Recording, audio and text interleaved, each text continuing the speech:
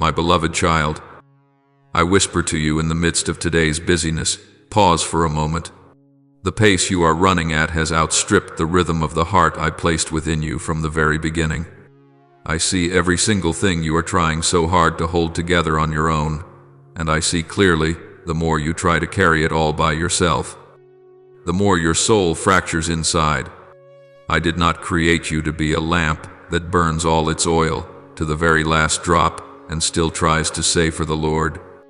In my eyes, it is you first, and only then what you do for me.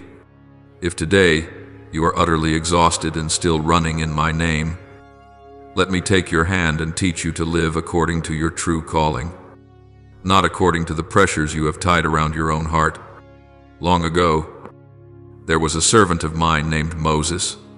Day after day, he sat from morning till evening, listening to every person in the people bring him their big and small matters.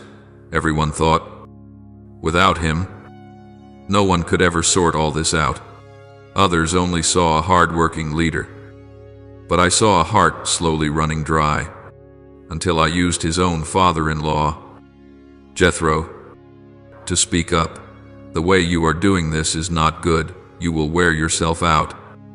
And the people too. I did not rebuke Moses for being lazy. I simply reminded him that the burden of leading the people is first of all mine, not the burden of one human being desperately trying to prove himself worthy of his calling. Many times, you are like Moses. You believe that if you stop, everything will collapse. If you don't take on more, no one else will. If you don't sacrifice more, you fear you will no longer be seen as a holy person in the eyes of others. You call it total self-giving or serving for the kingdom of heaven. But deep inside it is the fear of being abandoned, despised, or judged as useless. I see this clearly, not to condemn you, but to remind you living to the point of burnout in my name has never been my desire for you. I do not need an exhausted child to defend my reputation. I desire a heart that is free to love me as a child, not as a religious worker. Therefore, what I am about to say to you today is not a scolding sermon, but a gentle wake-up call. Do not use my name as a reason to walk down the road of exhaustion. I know the hidden corners no one ever touches, the tears you quickly wipe away before you step into your time of service, the I'm fine smile that hides a storm within. I want to look back over things with you. What am I actually inviting you to do? And what is merely a burden that others, society, or your own perfectionism have placed on your shoulders? For if you do not discern, you will confuse duty with true calling, and then use my very name to legitimize a way of life I have never blessed. From here, I will walk with you step by step. I see your hidden battles.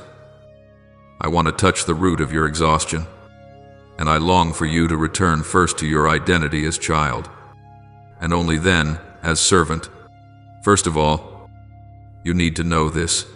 Not a single sleepless night of yours passes unnoticed by me. Those times you toss and turn, heart racing, hands trembling, yet still forcing yourself to appear strong. Those moments you step out to serve with eyes still wet from tears you shed alone in a hidden room, all of them are held within my gaze, overflowing with compassion. The seasons when you feel lonely, misunderstood, pushed to the side, are not a sentence I'm handing down on you, but a period in which I am working very deeply in your innermost being, honing perseverance, widening your heart, purifying the motives of your service. I am not standing far away watching you struggle. I am very near, quietly building within you a mature endurance and a spiritual depth that you will only recognize later. So do not rush to label those years of hurt, waiting, and silence as useless or wasted. In my eyes, they are a furnace, not the trash heap of your life, the place where I reshape your soul and prepare you for a calling greater than you have imagined. You know, there are hours when you feel as if the entire sky has turned its back on you. No one replies to your messages. No one understands your explanations. You keep a smile on your lips, while inside, you just want to let everything go. It is precisely in those moments that seem like no one needs me anymore that I am watching you more attentively than ever. I see your hand still moving on. While your heart wishes it could stop, I see you going to church, to fellowship, to service, while your soul drags behind in exhaustion. What I want to remind you of, like a gentle touch on your shoulder, is this: do not be quick to call those hidden battles useless or abandoned. If you keep living on as if nothing were serious, the wounds within you will grow calloused, and you will grow accustomed to treating your own pain as something small, not worth letting me touch. I do not warn you to scare you. I simply do not want you to turn your heart into a desert while I am always ready to send the rain. Once, I walked with one of my prophets named Elijah, a man who had once been courageous enough to stand up to a hostile crowd, to stand alone in my name in front of many opposing forces. Yet after a long season of battle, he was exhausted, fled into the wilderness, sat under a tree and sighed, "I've had enough. It would be better if I no longer existed." You see, even the bravest can come to a day when they want to give up, to disappear from every responsibility. I did not accuse him of being weak in faith or lacking zeal. I simply let him sleep a deep, restoring sleep, then woke him with a small meal prepared by an angel, and again, so that his body and spirit could recover. I let him pour out all his fear and loneliness, and then I whispered in a gentle breeze, not shouted at him in the storm. That story is not far from you at all. Each time you want to disappear from everything, I am there too, not to reproach you, but to place beside you a little peace, a meal for your soul, a place where you can breathe again. But I also know that the reason you hurt so much is not only because of your circumstances, but also because of how you speak to yourself in those hidden battles. You often tell yourself, "If he truly loved me, I wouldn't have to be this lonely." Or if I were really in God's will, I wouldn't be this tired. Those thoughts are like dark whispers, quietly bending the image you hold of me in your heart, turning me from a loving father into a master who is always waiting for you to fail so he can judge you. In truth, I allow seasons of misunderstanding not to prove your weakness, but to reveal what you are clinging to: praise, recognition, position in the community, the feeling of being useful in the eyes of others. When those things begin to shake, only then do you realize how much you have leaned on them. It is not that I stand far off and remain coldly silent. I am patiently exposing the places where you have placed your trust wrongly, so that you will stop confusing the absence of human applause with the absence of my presence. I want you to look again at those nights you cried but dared not tell anyone. Those times you wanted to give up every pious practice just because you felt unworthy. Those tears are never wasted in my sight. I keep them as a father keeps the most precious letters of his child. But if you stop only at enduring, at just getting through it so that tomorrow you can jump back into the same old cycle, then you have missed the deeper meaning of these hidden battles. They are not sent to turn you into a chronic victim, but to open a path home, a way back to me, where you do not have to strain to prove anything anymore. When you begin to dare to say to me, "I'm tired, I'm afraid, I feel forgotten," that is not the sign of a failing faith, but the first step of a maturing faith, because it stops pretending, stops wearing a mask of religiosity, and allows me to meet you right where you truly are. Therefore, I invite you to come closer, right in the very shadows you want to avoid. Try to let your day include a few moments, however brief, given simply to exhale before me the things you dare not say to anyone else. You can tell me how you spent the whole day trying to look peaceful while inside you were full of questions, weariness, and comparisons with others. I want you to sit with me like a child coming home after a long day, not like an excellent servant giving a performance report. In that space, I will help you see more clearly these hidden battles are not proof that I have abandoned you, but the place where I stand very near, waiting for the moment you let me step in. When you allow me to be present in that place of fatigue, gradually you will begin to see not every scratch is a failure. Many of them are simply signs that you have loved and have journeyed, and that now you need to be held again. From this point, I want to remind you of one small but very important thing. Not every battle you are carrying is a battle I have asked you to fight. Some weariness is born from the things I permit so that you may grow. But some burdens come from what you yourself have taken on. From the old obsession with having to be strong, useful, never allowed to say no, which you have accumulated over the years. I still see you struggling and scrambling, trying to fix everything, to please everyone.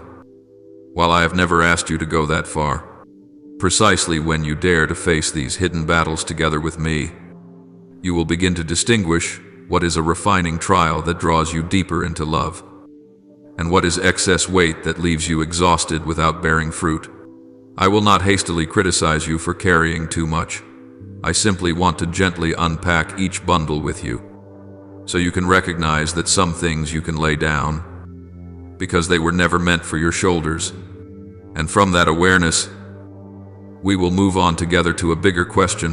What is it that truly drains you? And are all the loads you are carrying really coming from my heart, or from other pressures that are borrowing my name to bind you? When you stop long enough to listen, you will see that on your shoulders there is not only what I have asked you to bear, but also many things you have strapped on yourself. Some tasks began as a small favor, a side responsibility, a single, let me just push a bit more to get this done, and gradually hardened into a heavy armor you no longer know how to take off. You are afraid that if you are not present, others will be disappointed. If you say no, they will misunderstand. If you slow down, someone will judge you as lukewarm and lacking fire. So every time you are tired, you tell yourself, push a little more, do it for the Lord. But deep down, you are trying not to lose your place in the hearts of others. I watch you spinning like a top under layers of overlapping expectations, and my heart aches, not because you are doing too little, but because you have strained far beyond what I ever asked. I want you to hear my words clearly. Not every activity labeled service automatically belongs to my will. If you look more closely, you will see that the root of your exhaustion lies not only in how much you do, but in the way you define yourself. Every time you make a small mistake, you whip yourself with condemning words. I'm terrible. I'm not allowed to fail. If I fail, I'll bring shame to God.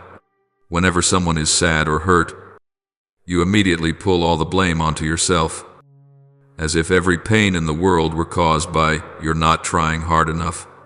Hidden behind those efforts to take care of everyone is a secret belief: only when you are useful, needed, and relied upon do you have value.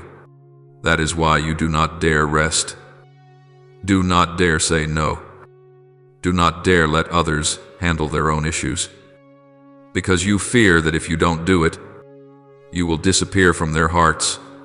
I grieve because I see you hanging your sense of worth on the shifting moods of others, while I have long since engraved your name upon my heart. Remember the little house in Bethany long ago, where I once came to rest. In that house there were two sisters. One was busy and anxious over the meal. The other sat quietly at my feet, listening. The busy one was not a bad person, nor was she lacking in love.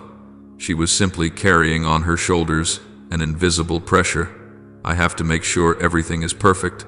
If I don't, who will? The more she rushed about in the kitchen, the more irritated she became, until she even complained to me, Lord, why don't you tell my sister to help me?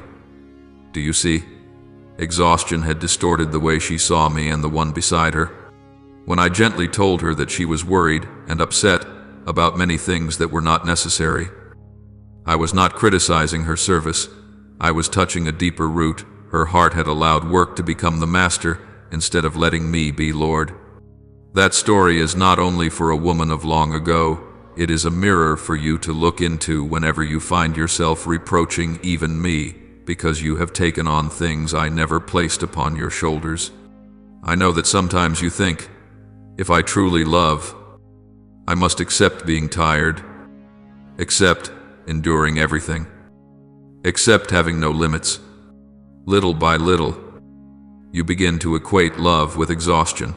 You start to believe that serving means erasing yourself until there are no boundaries left, so that anyone may cross over you as they please. Every time your body and soul cry out from overload, you push it down and stick a label on it that says, sacrifice for God. While I've never asked you for a sacrifice that destroys you, prolonged fatigue begins to twist the image you have of yourself in your own eyes. You see only someone who is not good enough, has not done enough, has not yet made up for past mistakes. If you live in that state for long, it will be very hard for you to believe that I can love you without you having to prove anything more. I want to gently undo this. My love does not demand that you pay for it with your own depletion. Serving me is not meant to make you fade until your soul no longer has a voice. That is why I invite you to come back with me. Beginning with something that seems small, yet is very difficult, sit down and honestly ask yourself, among all the burdens I am carrying, which ones truly spring from my call, and which ones are born only from fear and wounded pride? You can take a sheet of paper, write down everything you are carrying, all the places where you feel you must be present, and then place that paper before me. I will not tell you to throw everything away, nor will I push you into feeling guilty because you have taken on too much. I will walk with you as you sort and separate each part, like a father patiently helping you remove the backpack you have worn for far too long. At times, I will suggest that you give back to others those responsibilities that are really their lessons to learn, not yours. At times, I will invite you to stop doing things that exist only to maintain the image of a devout person you are afraid of losing. Each time you dare to lay down such a burden, you are not being selfish.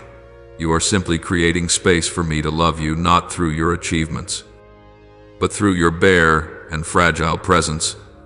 That is the way home, not a return to a list of tasks to be done, but a return to the way my eyes are resting upon you. And then, as you begin to let go of the burdens I never gave you, you will hear more clearly a call that all the noise has long drowned out.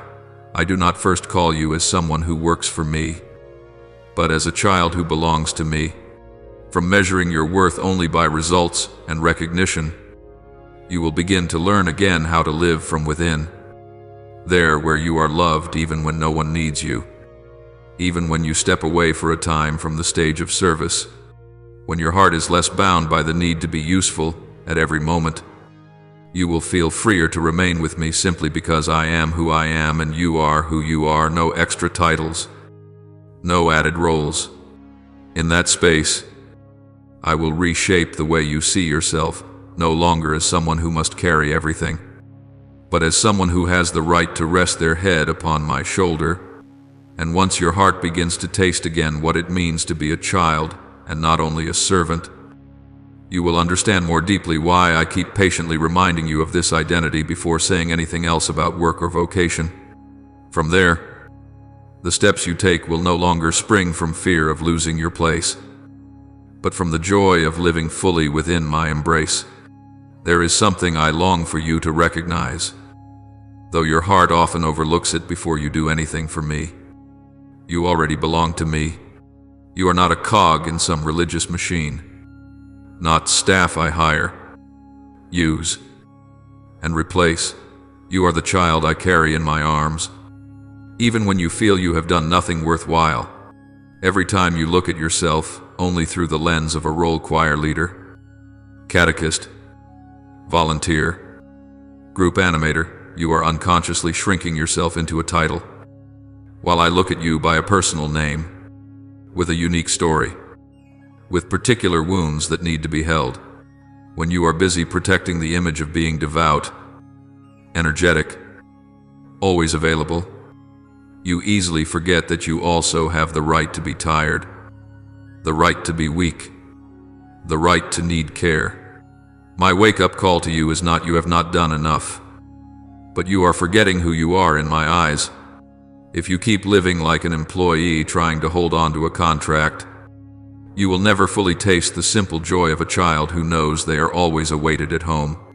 I want to tell you about a scene you may have read before, but today I want you to stand there as if you were in the middle of the river, before my only son began teaching, healing, and working miracles. He stepped down into the Jordan, silently joining the line of sinners who came to be baptized. At that moment, he had not yet performed a single miracle, had not preached a famous sermon, had not drawn any crowds.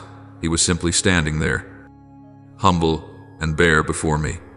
And precisely in that moment, before any achievement, the heavens opened and I said, "You are my beloved Son, in you I delight." Do you see, the deepest affirmation did not come after great victories, but before any activity.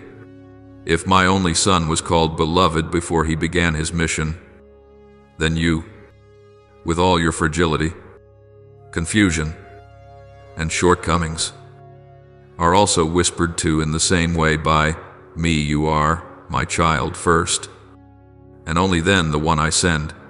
That story is not just a distant memory. It is the pattern for how I want to speak to you every morning, before you lay a hand on any work at all. Therefore, I long for you to dare to come back to me without bringing a list of achievements or a summary of tasks just completed. Try coming to me on a day when you feel you have done nothing worthwhile, on an evening when you feel like a failure, even when you have just fallen again into a fault you thought you had overcome. Do not rush to tidy up your appearance or to prepare beautiful, polished apologies to present to me. Let me meet you right in that mess. In the space of prayer, you do not need to act strong. You do not need to rearrange your feelings so that you look more spiritual. You may sigh. You may sit in silence. You may simply say to me one very short sentence, "This is all I have today." I will not demand eloquent words or lofty emotions from you. What I desire is that you let me be a true father, the one who holds you, listens to you, and remains with you. Before speaking to you about anything that needs to be done, returning in this way is not stepping back from your vocation. It is coming back to the only right starting point of every vocation, knowing you are a beloved child. From that very intimate place, I will begin to pull down in your heart an idol that many quietly worship today, the idol of spiritual performance. It whispers to you, your value rises in proportion to the number of things you take on, the number of activities you join, the number of times your name is mentioned in the community. Each time you listen to those words without recognizing them for what they are, you push yourself a little further away from me, because you start to believe that I, too, look at you through that tally sheet. But in the holy ground of simple presence, where there is only you and me, I will gently turn your face toward another truth. I rejoice simply because you are there. If you sit with me even for a few minutes in silence, I treasure it. If you dare to speak honestly, I am pleased. If, after a turbulent day, your heart still turns toward me, I find you very beautiful. As you begin to trust this, gradually the things you do will no longer be a way of buying, my love, but the natural fruit of a heart that has been filled to overflowing by love. When your identity as child is set back in its rightful place, you will realize you are no longer driven to prove your worth through a crowded schedule or constant presence everywhere. You will feel more at peace when you say no to things that do not truly belong to you. without feeling less devout or less loving than anyone else. You will begin to arrange your day, not around what must be finished, but around the moments when you can dwell in intimacy with me, and from there, choose and set out. Your relationships, commitments, and promises will slowly be brought into the light again. What helps you live more deeply, your identity as my child, and what quietly pulls you away from that peace. And as you start living from within like this, you will naturally sense the need for a different rhythm of life, a different way of setting boundaries, a different way of guarding your peace, not because you are selfish, but because you know you are protecting the most precious treasure I have placed in your heart. From there, each small choice in your day, accepting or declining, moving forward or stopping, will no longer be a lonely struggle, but become gentle steps taken beside me, preparing you to learn from me a new rhythm of life, slower but deeper, knowing where your limits lie and where the place of peace must be preserved. From here, I do not only want you to understand that you are a child, I want you to start living as a child who knows how to keep a rhythm for their own heart. Because if you continue to let your days slip by in hurry and lack of boundaries, then no matter how many consoling words you hear, your soul will still be swept back into the same old whirlpool whenever the peace within you begins to tremble like a warning bell and you still choose to ignore it, taking on more tasks and more requests. You are slowly drowning out the very gentle voice of my spirit within you. I do not blame you for wanting to be generous. I grieve only that you have not yet realized that any love without boundaries is easily turned into chaos. A healthy spiritual life is not a schedule packed with acts of service, but a rhythm that knows when to stop in order to keep space for peace to breathe. I softly invite you to ask a new question of each day instead of, "What did I manage to do for God today?" Try asking, "Did I keep an inner space today where He could be with me?" Sometimes the reason you do not dare to set boundaries does not lie in your circumstances, but in things you have believed for a very long time. You fear others will think you are selfish if you say maybe tomorrow. You worry they will judge you as lukewarm if you ask for rest. You are afraid you will no longer seem reliable if you do not nod to every request.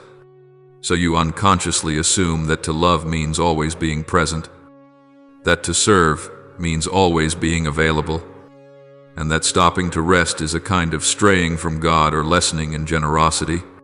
Deeper still, perhaps because of old wounds, you have learned to survive by pleasing others, to the point that you no longer know what you truly want, what you can really bear, where your limits are. Society as a whole, and even the religious environment around you, sometimes unintentionally praises those who burn themselves out completely, rarely asking whether beneath that zealous shell lies a soul that is whole, or one that has already begun to crack. I speak up not to turn you away from service, but so that you may recognize this in obedience without discernment. A generosity that no longer listens to your own limits can very easily slide into a subtle form of abandoning yourself.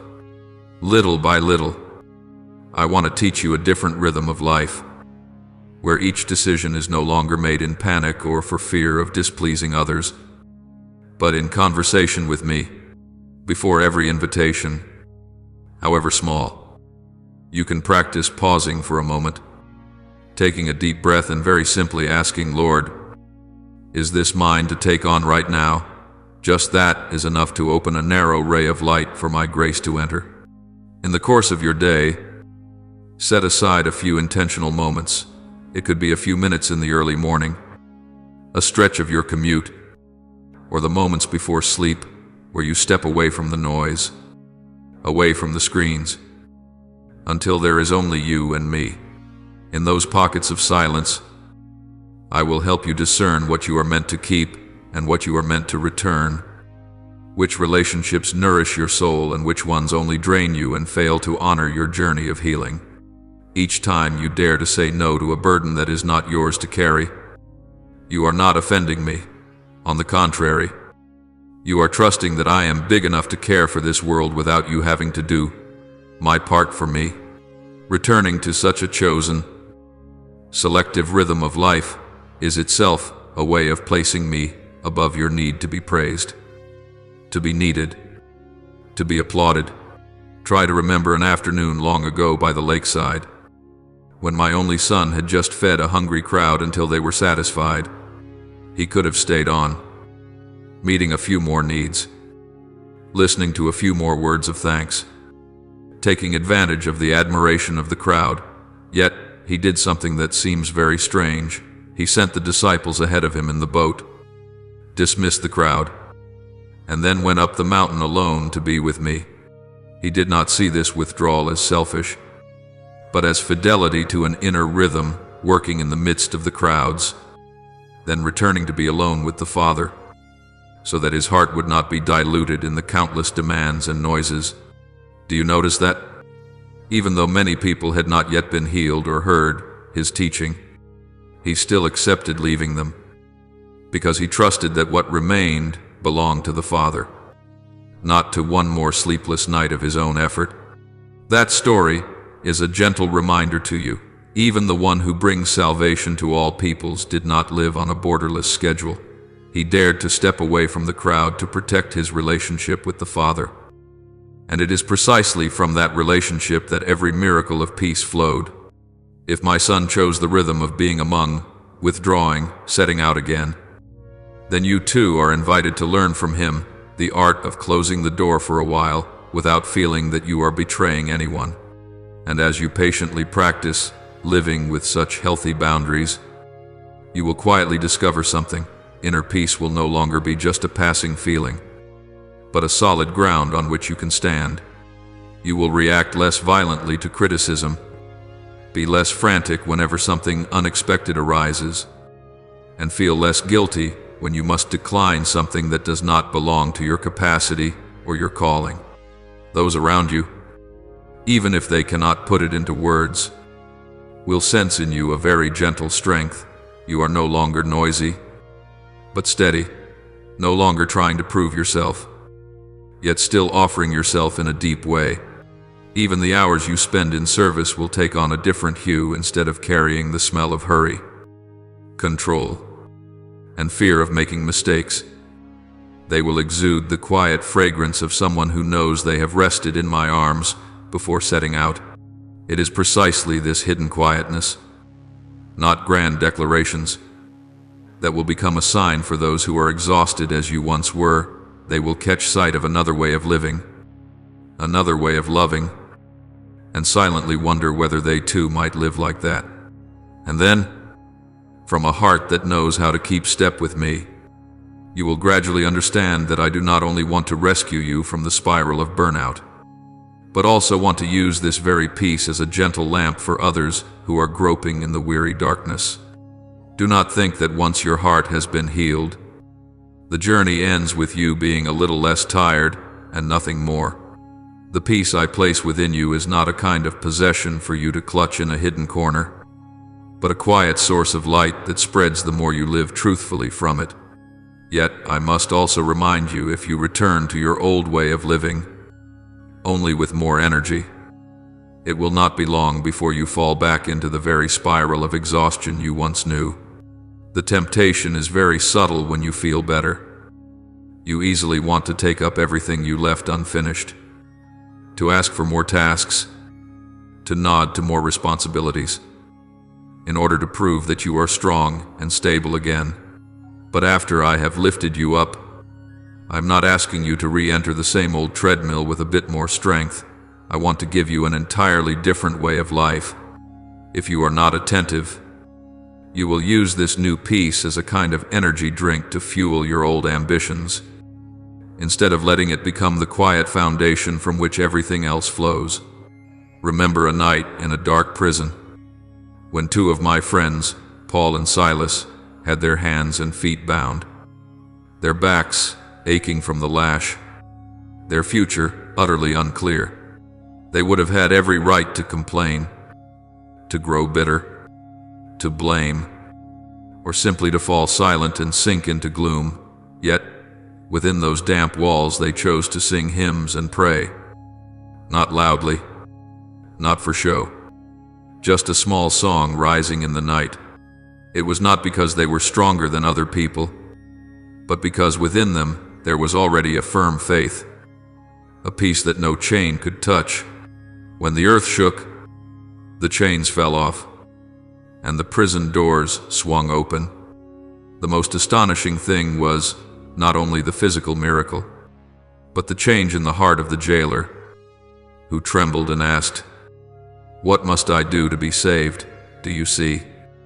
The strength that radiated from them did not lie in cries of protest, but in a quiet attitude, singing in the darkness, keeping faith in a place where no one could see. That is the image I want to engrave in your heart. Someone who has been healed does not need to be noisy to become a sign. It is peace that does not break under trial. That is the most powerful testimony. When your inner life has been reordered, the first signs are not great projects or impressive campaigns, but very ordinary changes that you sometimes deem too small to matter.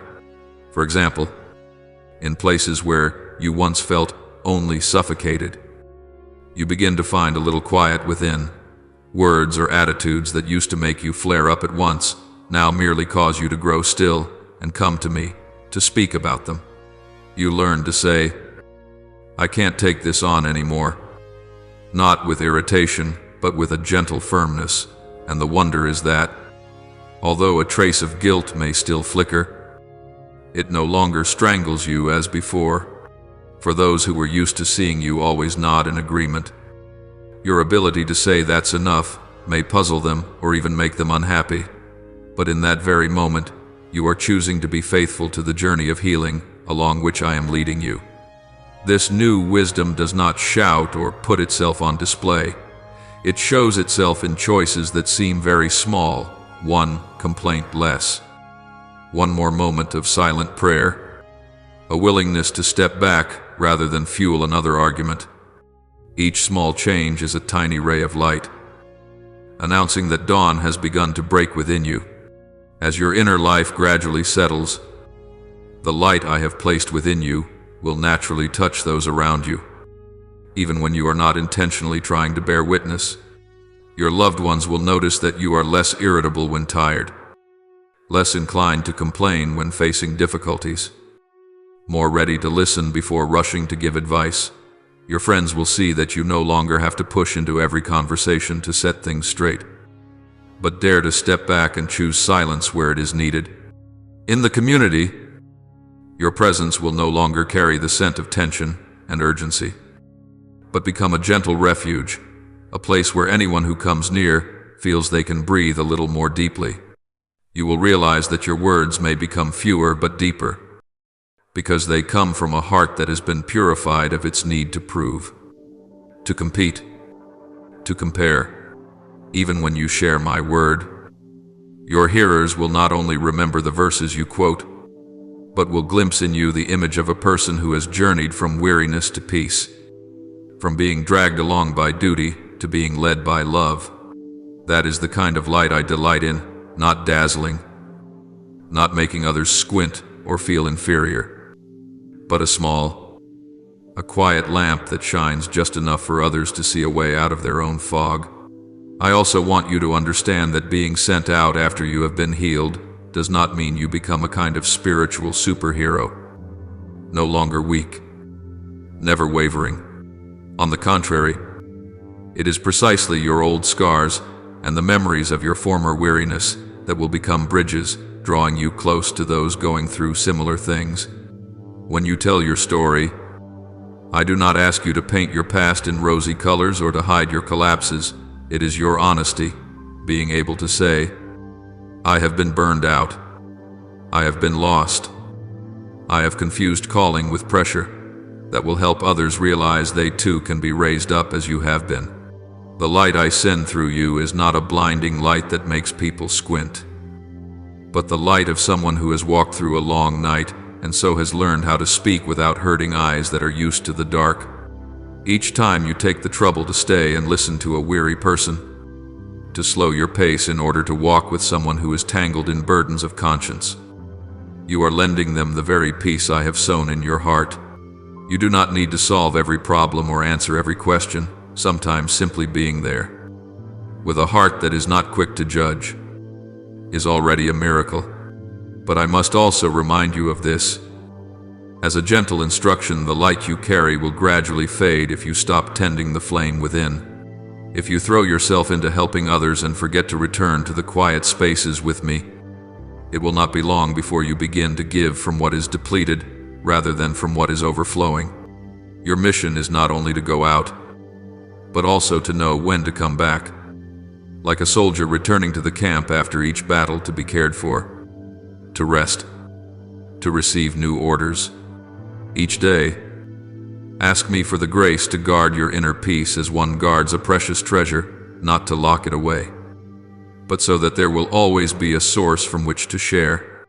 When you live with this awareness, you will find that you are no longer swept up into invisible races, no longer needing noise to prove yourself, and yet you can still become a sign of my kingdom in the midst of everyday life. And though many stretches of the road ahead are still unclear, you can be at peace. I will continue to use your small, slow, but faithful steps to touch souls who are waiting to be led out of a burned-out way of living their faith, with a strength as light as breath, yet more enduring than all the noise of this world. My child, from this stretch of the journey onward, I am not inviting you to run. I am inviting you to slow your pace and walk with me. Slowness is not going backward. It is so that you can be attentive enough to notice the very small signals I send into your heart, a deepening sense of peace, a nudge of unease when you are about to take on something that is not yours, a rising longing for quiet in the midst of a crowded schedule. If you keep rushing as you did before, always fixated on what must I do next, you will easily step off the path I am gently setting before you. I do not drive you with a whip at your back. I use subtle touches within, whispers that only those who consent to slow down can hear. Walking with me means daring to step out of the race with others, to abandon measuring your worth by speed and quantity, and to learn a new rhythm of life, the rhythm of a child who knows they are being led, not of a hired worker anxious about falling behind. As you practice living this way, you will discover something surprising: decisions that seemed very small, staying a few minutes longer in prayer, declining a request that disturbs your peace, choosing an evening of rest instead of forcing yourself to show up, are precisely the turning points that most shape your journey with me. But in order to dare to slow down with me, you need a kind of courage very different from what you usually imagine. I am not asking you to take reckless risks on grand projects for me. I invite you to be brave in obeying very small, very personal promptings that sometimes go against what others expect of you. Courage is daring to follow the quiet voice of the Holy Spirit within, even when no one praises you and no one understands why you have decided as you did. Courage is daring to leave an environment that has become very familiar but is no longer faithful to your true calling. Daring to lay down a role everyone thinks suits you so well, simply because deep within, I am inviting you to step into a new season. Courage is daring to stay still when the whole world is urging you to act quickly. Daring to wait when you have not yet received enough light for the next step. You will see that such acts of obedience are not noisy and do not build achievements in the eyes of the world. Yet they open doors that your own strength could never unlock. I do not need you to appear tough before me. I only ask for a heart ready to say yes even without understanding everything, trusting that I do not lead you into a dead end. Along with that courage, I ask you to keep in your heart a very deep humility, so that you are not overwhelmed by the new importance I am entrusting to you. I know that when I let the light within you spread, when others begin to come to you for counsel and support, you can very easily confuse the influence I give you with the ego that wants a place to stand. The humility I speak of here is not denying all the good I am doing through you, nor is it pretending to be small, insecure, and worthless.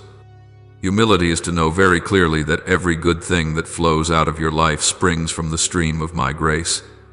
Humility is daring to rejoice in the fruits you see, while always returning to whisper to me, if you did not uphold me, I would not have the strength to keep anything.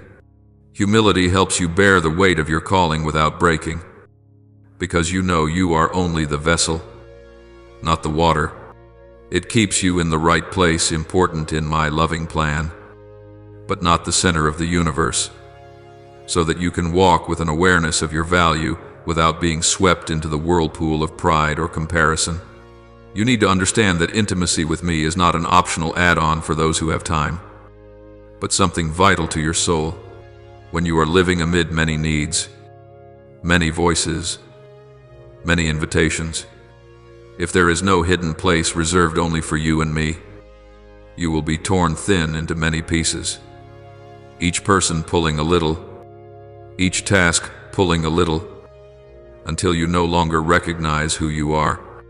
It is precisely those moments that seem to be doing nothing, sitting still, taking a deep breath, whispering a few clumsy words to me, and letting your heart grow quiet, that become the hidden supply for everything you do afterward. That intimacy is like roots buried deep in the earth, unseen, yet holding the whole tree steady in the wind. If you neglect that part, even if on the outside you may be praised as dynamic and fervent, inside you will slowly become hollow, and just one unexpected storm could make everything collapse in an instant.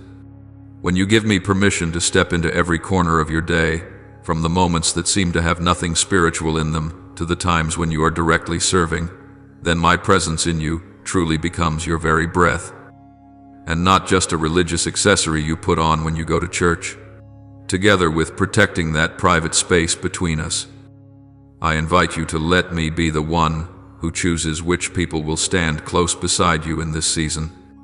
You do not need to struggle to belong to every group, to maintain every relationship, to hold every role in every circle.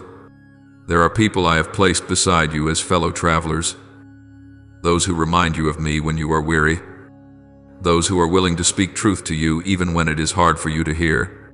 There are also people who have walked with you for a stretch of the road, who have completed their part in the story of your life. And now I gently lead both of you in different directions.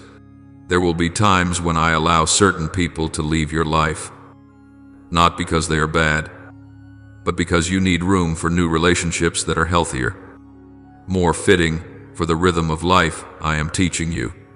If you cling to every relationship only because you are afraid of being lonely or of losing your place, you will struggle to recognize the new gifts I am bringing to you in the form of ordinary people.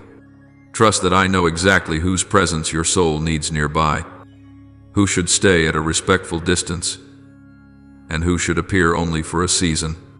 When you entrust even this to me, you will be less tired from trying to maintain everything, and more able to focus on living honestly and authentically, instead of trying to hold on to an image in other people's eyes.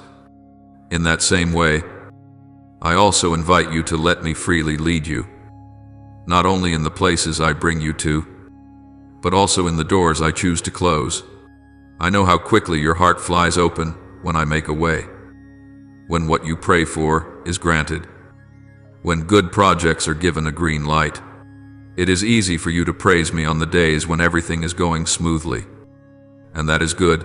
I delight that you recognize my hand, but I also long for you to offer me the same level of trust when I suddenly lock a door you have been hoping for, when a plan you prepared so carefully does not succeed, when a dream you have carried for many years has to be set aside for a while.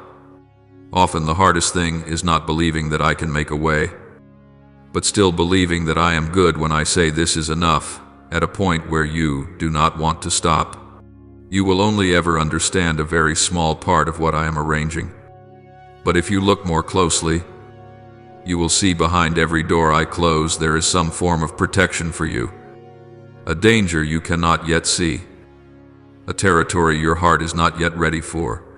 Let your heart learn to worship me the same way, both when things unfold exactly as you hoped and when everything turns onto roads you never planned. Every step I take with you will always draw you closer to me. That is the clearest sign that it is truly I who am leading, and not some ambition or hidden fear pulling the strings. You may ask yourself, how do I know this is the Lord's way and not just a path I drew for myself? One important sign is this: after each decision, even the hard ones, deep inside you, there is a sense of having come nearer to me rather than farther away. Outwardly, there may be temporary losses, misunderstandings, and the silence of many people. But within, the small voice of peace still remains, like a warm current running beneath cold soil. On the other hand, if a certain choice pulls you steadily away from prayer, away from honesty with me, away from the simple joy of just being with me, then no matter how successful it appears on the surface, you should have the courage to re-examine it. When you let your measure shift from what do people think to how close is my heart to the Lord, you will be less shaken by waves of praise and criticism, and more able to recognize my hand quietly guiding your steps. There will come a time when praise, recognition, and sincere words of thanks begin to knock at your door. People will tell you that they were strengthened by your words, that they found peace through your presence, that they recovered hope when they saw the way you live. These are beautiful signs, the fruit of the grace I have placed within you. Do not be afraid of them, but receive them with a grateful heart. At the same time, whenever you hear such words, I long for you to slip back quietly into the small room where you and I first met. In those days when no one knew your name, no one came to you for advice, and in that very hiddenness, I patiently rebuilt your heart. Remember the evenings you sat there with tears falling, not knowing whom to pour your heart out to except me. Remember the early mornings you stumbled toward me with only a few awkward lines of prayer. It was precisely those little moments that prepared you for today, not the visible things others now see.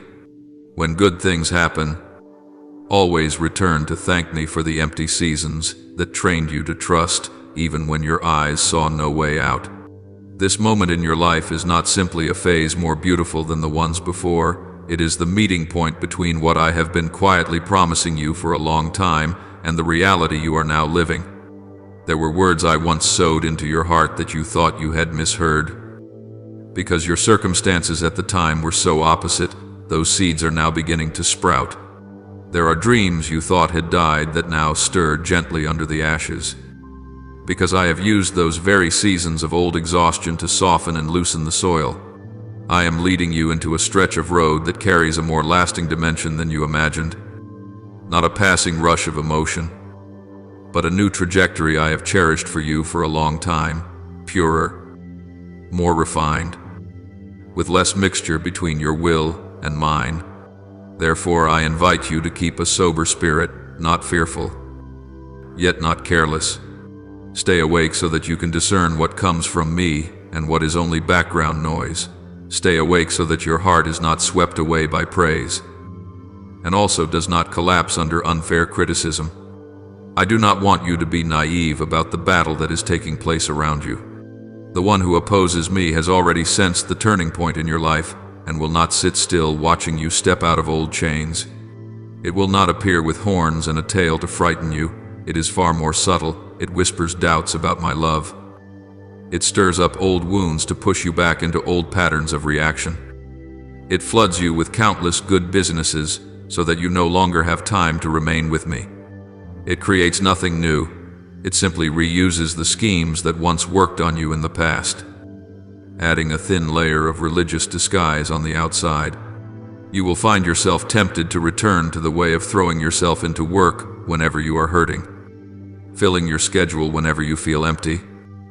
Instead of bringing that very ache back to me, I tell you this not to frighten you, but so that you may know if you notice confusion rising more often, distractions growing stronger, and words that make you want to give up appearing more frequently. that is only a sign that you are moving out of its zone of control. It is already lost before you even understood there was a battle, because the victory belongs to me, and you are in me. Amid all these upheavals, I have placed you in a place safer than your eyes can see.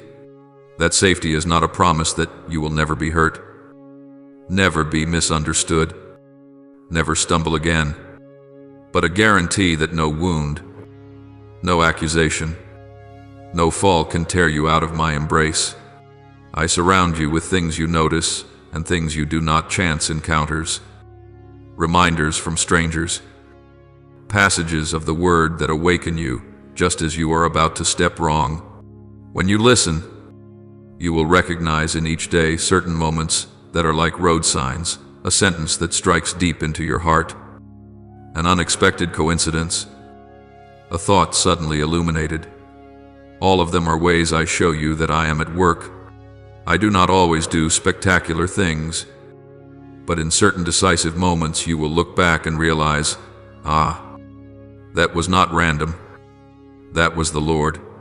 Those small markers will become stakes for you to hold on to, especially when later you step into new stretches of road that are not yet familiar. Your final and most enduring point of support is always this: you do not have to strain to sustain all of this by your own strength. Your energy has limits. Your emotions have limits. Your capacity to adapt has limits. But the strength I give you is not confined by those limits. I am not pushing you back onto the same old stage with a warning. This time you must be stronger. Try harder. And then leaving you to struggle on your own. I am within you as a quiet source of energy, enough for you to fulfill your part each day without having to trade away your soul. Whenever you do something for me, remember that it is not you forcing yourself for God, but God acting in you through your free and loving choices. My presence in your heart is not a vague idea, but a patient current carrying you from fear into trust, from insisting on bearing everything yourself into learning to hand it over, from only knowing how to run to learning how to live in rhythm with me. If you keep faithfully returning to me, guarding the inner silence, caring for the flame of peace I have placed within you, then no matter how many responsibilities or voices call you from the outside, you will still be able to walk as one who has been freed from an exhausted way of faith, lighter, deeper, and yet overflowing, because it is not you trying to light up the whole world, but the light living in you and quietly shining out for those who need to be warmed. My child, from this very moment, I do not only want you to believe that I am beside you, but I long for you to truly walk step by step with me through each very ordinary day of your life. Each morning when you open your eyes, if you know how to whisper, "Today, please walk with me," you will be surprised at the way I pour into your heart a hidden source of life, quiet and unassuming, yet enough to keep you from being swept away by the tensions, pressures, and surprises of the day. I do not promise that everything will always go smoothly, but I assure you that at each turn, in every encounter, in every small task, I will sow into your heart rays of light, a lucid thought, a sense of peace, a hope just enough to keep you from letting go. You will begin to notice things that you once merely passed by, a casual remark that happens to touch exactly where you have been questioning, an old friend suddenly calling at the very moment you need it, a passage of my word you happen to read again that turns out to hold the very answer to the worry you have carried for so long. These are not coincidences.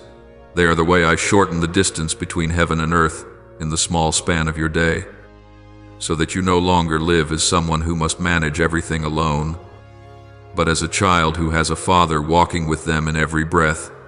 What I ask of you is this: do not despise what seems far too ordinary. So often you think that a vocation or a mission must be tied to great deeds, grand settings, things that people can see and applaud.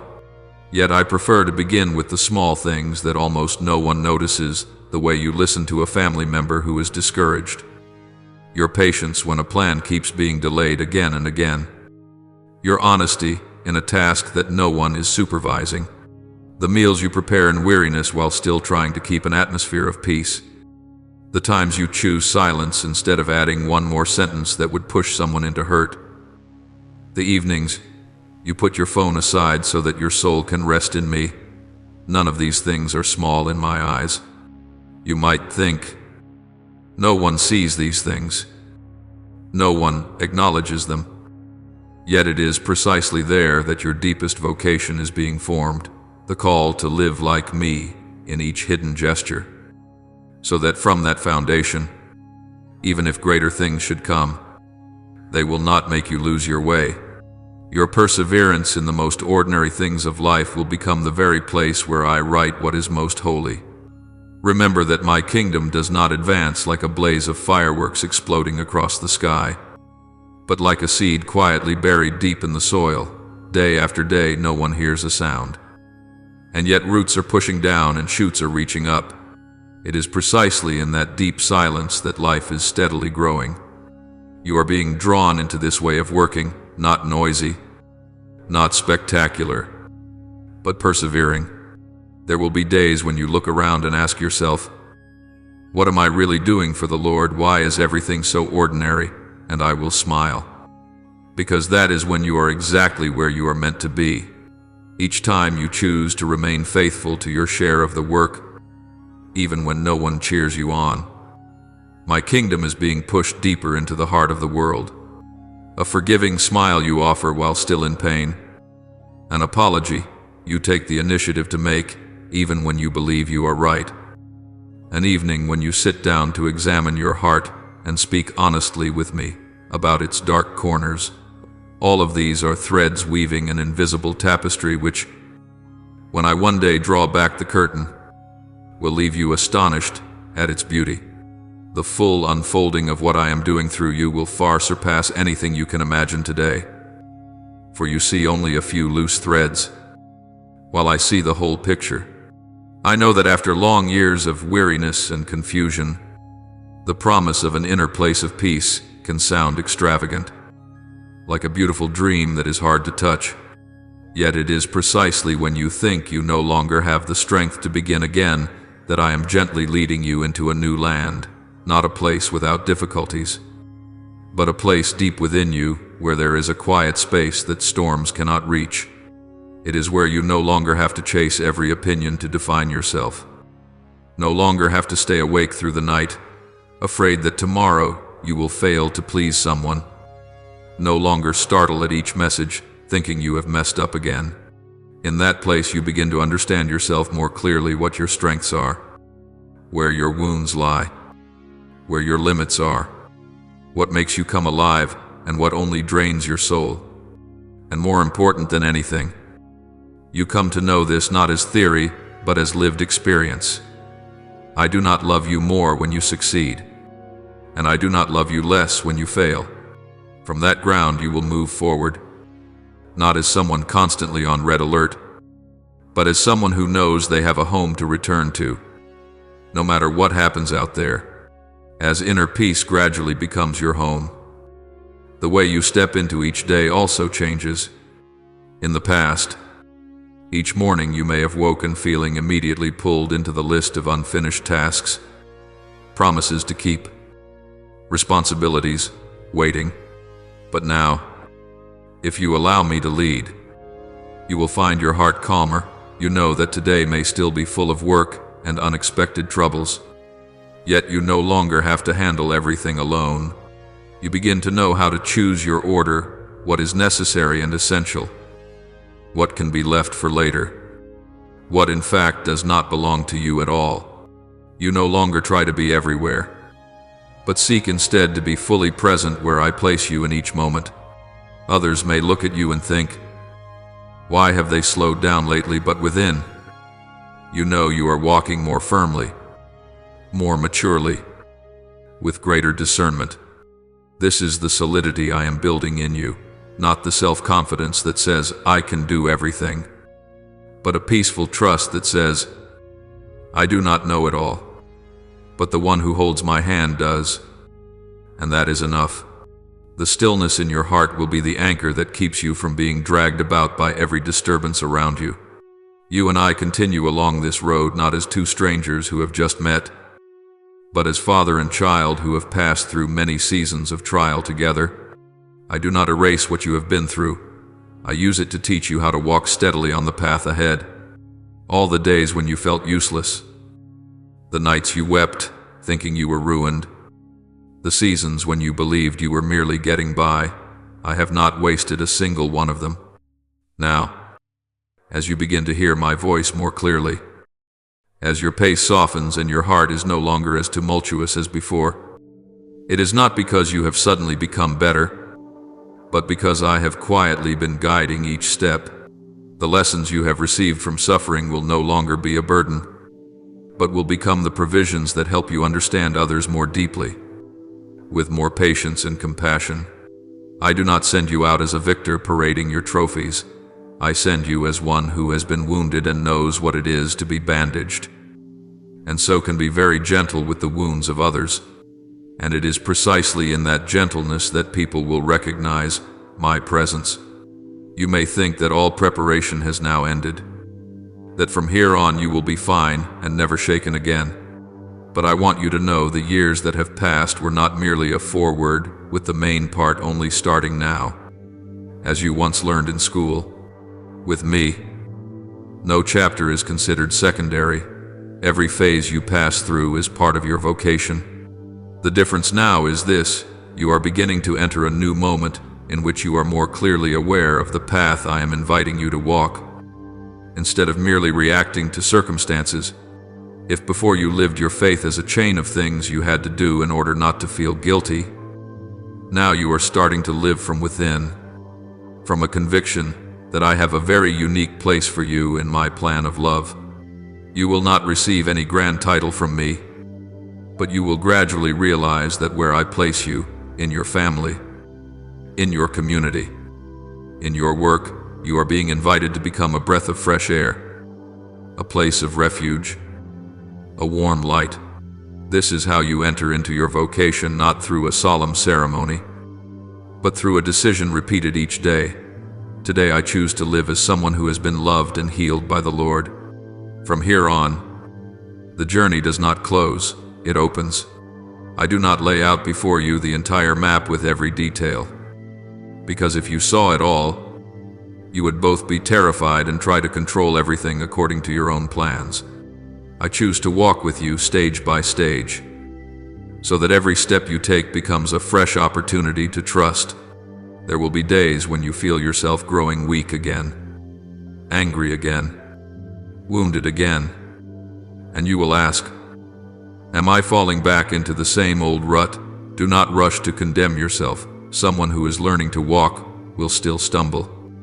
But what matters now is that each time you stumble, your first instinct is no longer to punish yourself or throw yourself into doing more to make up for it, but to return to me and tell me about it. That quicker, gentler return is the sign that you are moving deeper into your vocation. Vocation is not a summit you reach and then remain upon forever, but a way of life, a manner of presence, a rhythm being loved in order to love, being lifted up in order to lift up, being allowed to remain in order then to be sent out. And throughout that entire process, I will not leave you for even half a step. You need only remember this each day that you choose to return, to guard the peace I place in your heart, to live truthfully with me and with yourself, is a day you step deeper into the path I have desired for you from the beginning, not the path of a believer exhausted by religious duty, but the path of a child who knows they are loved and sent out in the gentle yet exceedingly powerful strength of my love. My child, now allow your heart a real pause, as when you step out of a noisy room and close the door behind you. Let your breathing slow, no longer hurried, so that your chest is no longer tense with all the plans you feel compelled to complete. In that gentle moment, I want you to realize that you are no longer standing alone at all those crossroads. I am right beside you, hidden yet very real. Lift your gaze not only with your physical eyes but with your inner sight. Look back over the stretches you have just walked. The many times you thought you would break, yet were held up. The times you lost heart, yet still found a small path on which to keep going. In the silence, speak to me the response of your heart, not a grand, dramatic vow, but a low, deep yes from a soul that has tasted much weariness and still chooses to believe that I do not abandon you. When you willingly open your hand again and place into mine all that you are holding, your dreams and also your fears, it is then that your offering is made new, not by emotion, but by a trust that has ripened through trial. There are things you once only dared to dream of in passing, thinking they must be reserved for people much greater, more gifted, stronger than you. You once believed you were only a tiny piece, meant to stay quietly in the background, doing the unseen tasks as long as you did not bother anyone. But I want you to understand this. I have not led you through years of waiting, of hurt, of purification, just so that you could live a colorless life. Those things you thought were beyond your reach, those deep desires you once folded away because you assumed, surely God would never choose me for that. I am now beginning to touch, to awaken, to give shape to. This does not mean that you will suddenly be thrust into some prominent position in the world.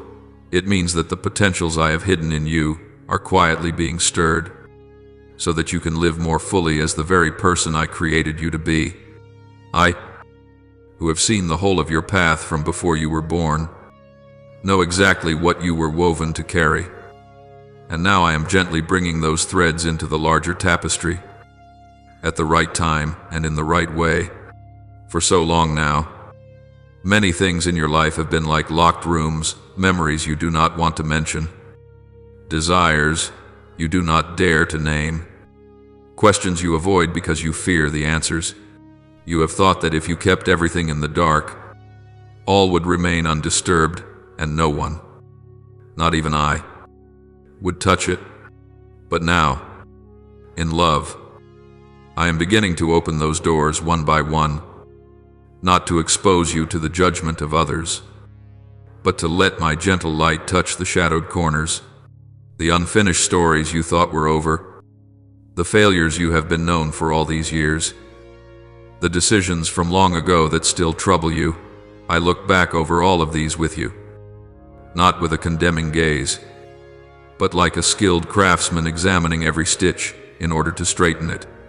The places where you think it is ruined often become the very spots where I weave the most distinctive patterns of your life, a deeper empathy, a heart more tender toward the suffering of others, a patience you never had before.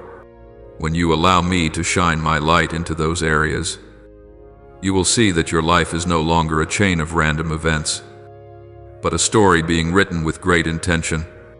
At the same time, I am letting you see more clearly the things that have already been brought to completion in silence. There are prayers you thought had been forgotten, but in truth, they have been answered in a way different from what you imagined. There are tangled knots I have already loosened that you only recognize when you look back. There are protections I placed around you that you are only now becoming aware of. If, at that time, things had happened exactly the way I wanted, perhaps I would not be as I am today. I do not draw your life as a smooth, straight line. I use every bend in the road, even the stretches that seem to go backward, to shape you into the form that is best for your soul. What needed to be closed, I have shut. What needed to be healed, I am healing. What needed to be kept so that it may blossom later, I have sown deep into the rich silt of your life. Therefore, when I tell you that certain things have been completed, it is not only the ending of a sorrowful chapter, but the ripening of your inner life that I have patiently tended over a long time.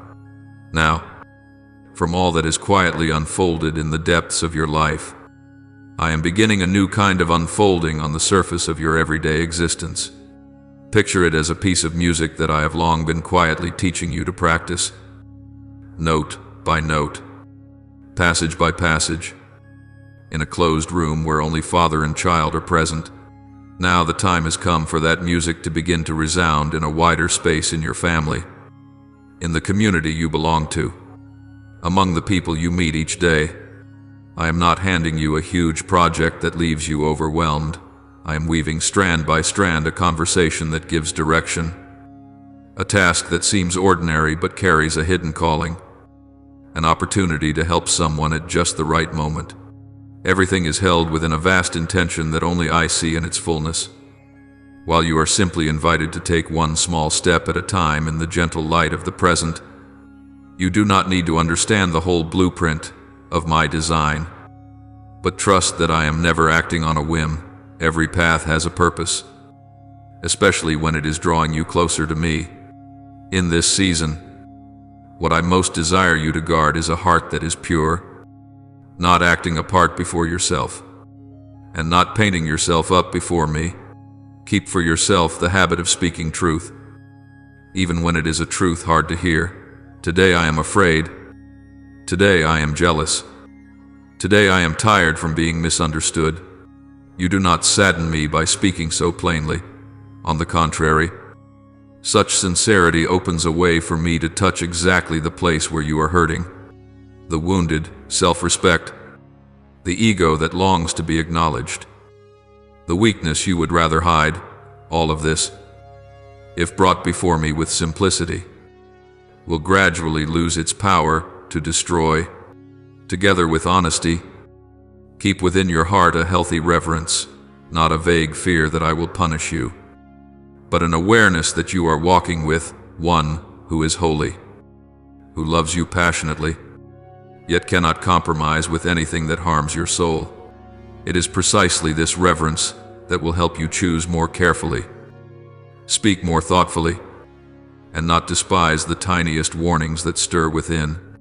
Remember, this present moment is not just a day that feels a little brighter than usual. It is like the first step of a new house I want to build with you. Here, everything may still look familiar. The work is the same. The environment is the same. The faces around you have not changed, but the depth within has.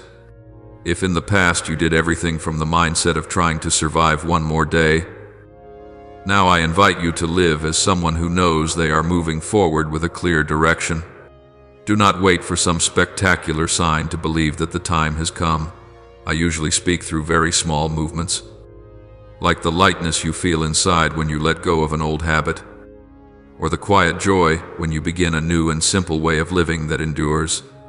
And do not think you must wait until you are more perfect before taking a step. It is precisely when you are still trembling and clumsy, yet still choose to trust and move forward, that I have room to do what I desire to do.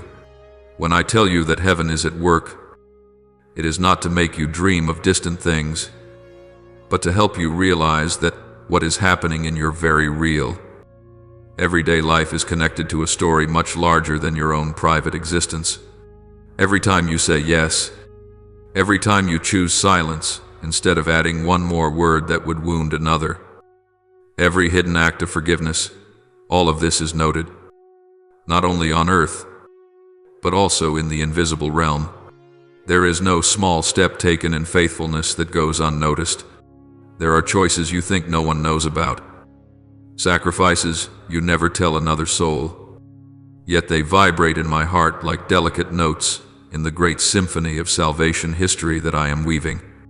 The world may not pay attention, people may not remember, but I, and all of heaven, cherish every small yet sincere step you take.